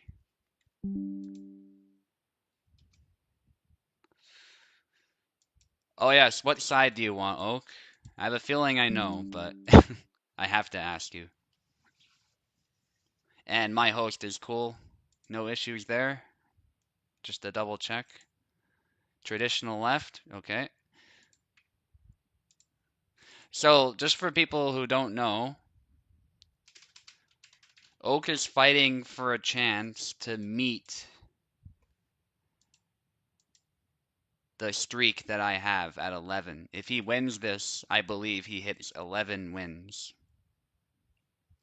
So, this is pretty huge for both of us, because obviously I'm looking to stop him from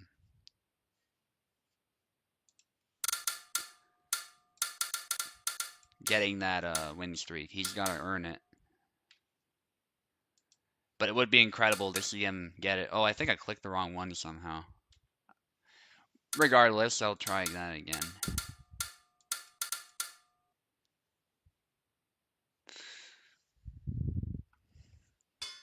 And I'll just go with the character that's been working. I don't want to do anything crazy. Okay, remember the touch tips?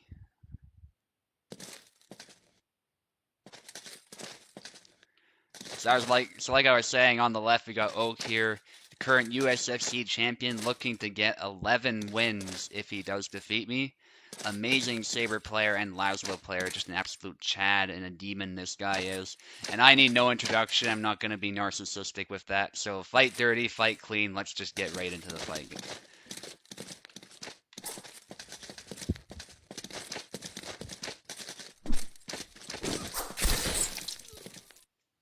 And this is a regular fight, this is not like some round robin.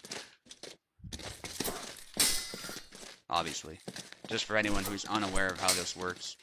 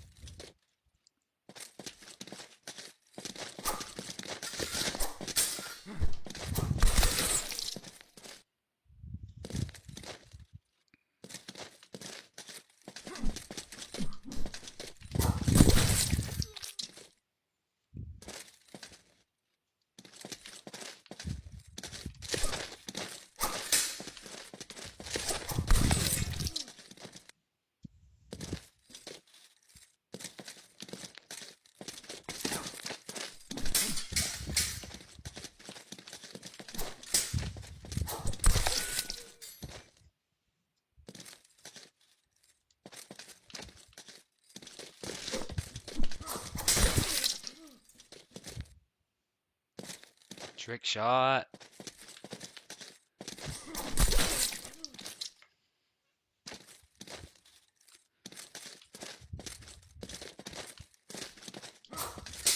Okay, yeah, okay, I shouldn't do it 3 times. Oh my god. That was really stupid of me.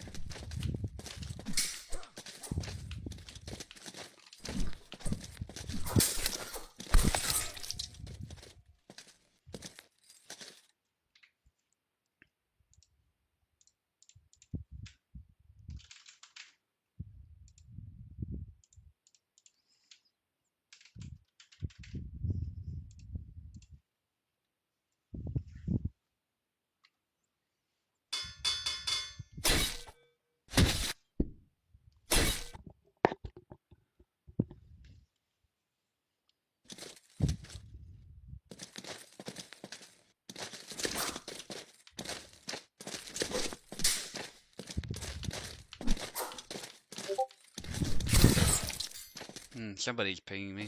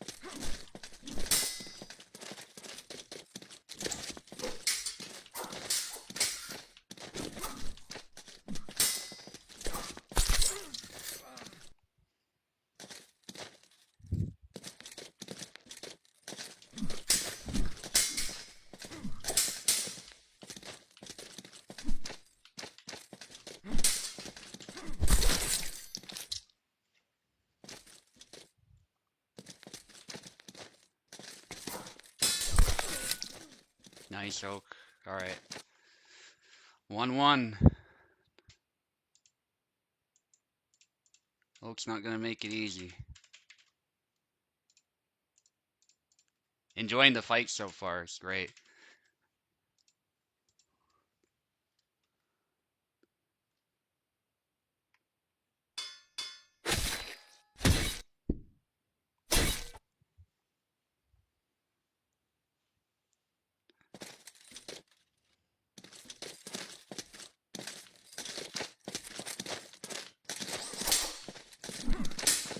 This is what the people wanted too, from what I gathered.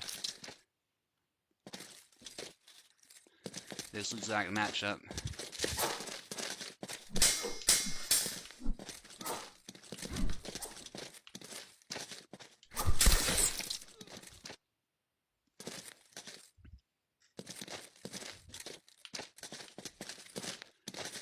Okay, cat, now is not a good time. The cat's walking up here.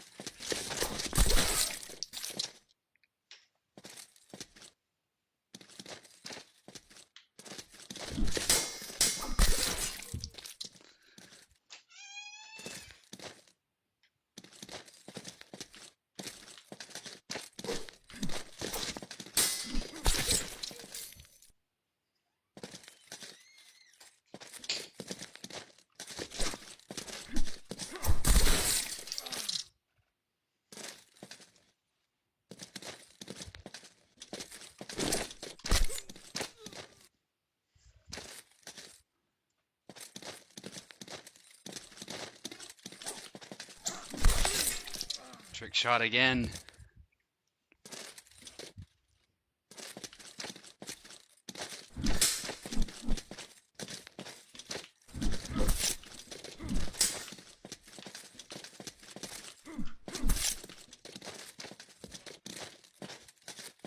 I see your moves, Oak.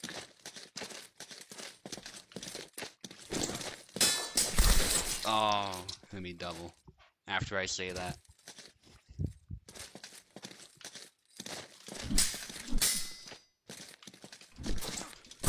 Said I can see your moves.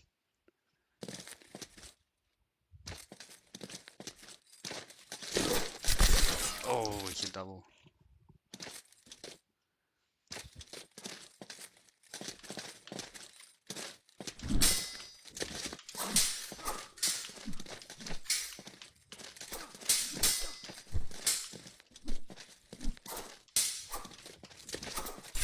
Oh shit.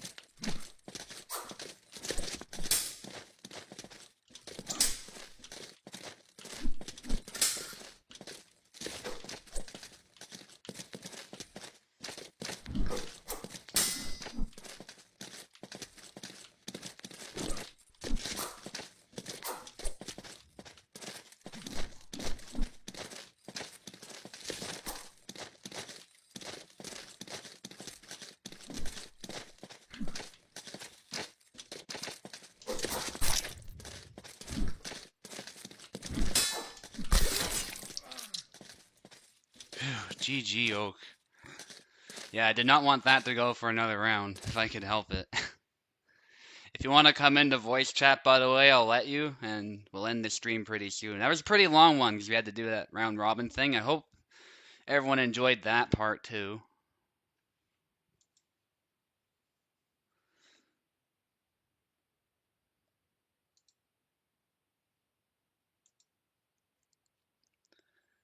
Uh, invite to speak. Here we are. I'm blind. It's right at top. Hello, Subu. Hello, everyone. Hey, Yeah, Oak. what a fight.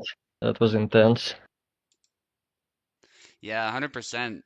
It felt like I had to use like every single one of Barbash's tools almost. Like even the snap cuts, even I used the trick shot, which I couldn't believe worked a few Yeah, the times. trick shot caught me off guard quite nicely. Yeah.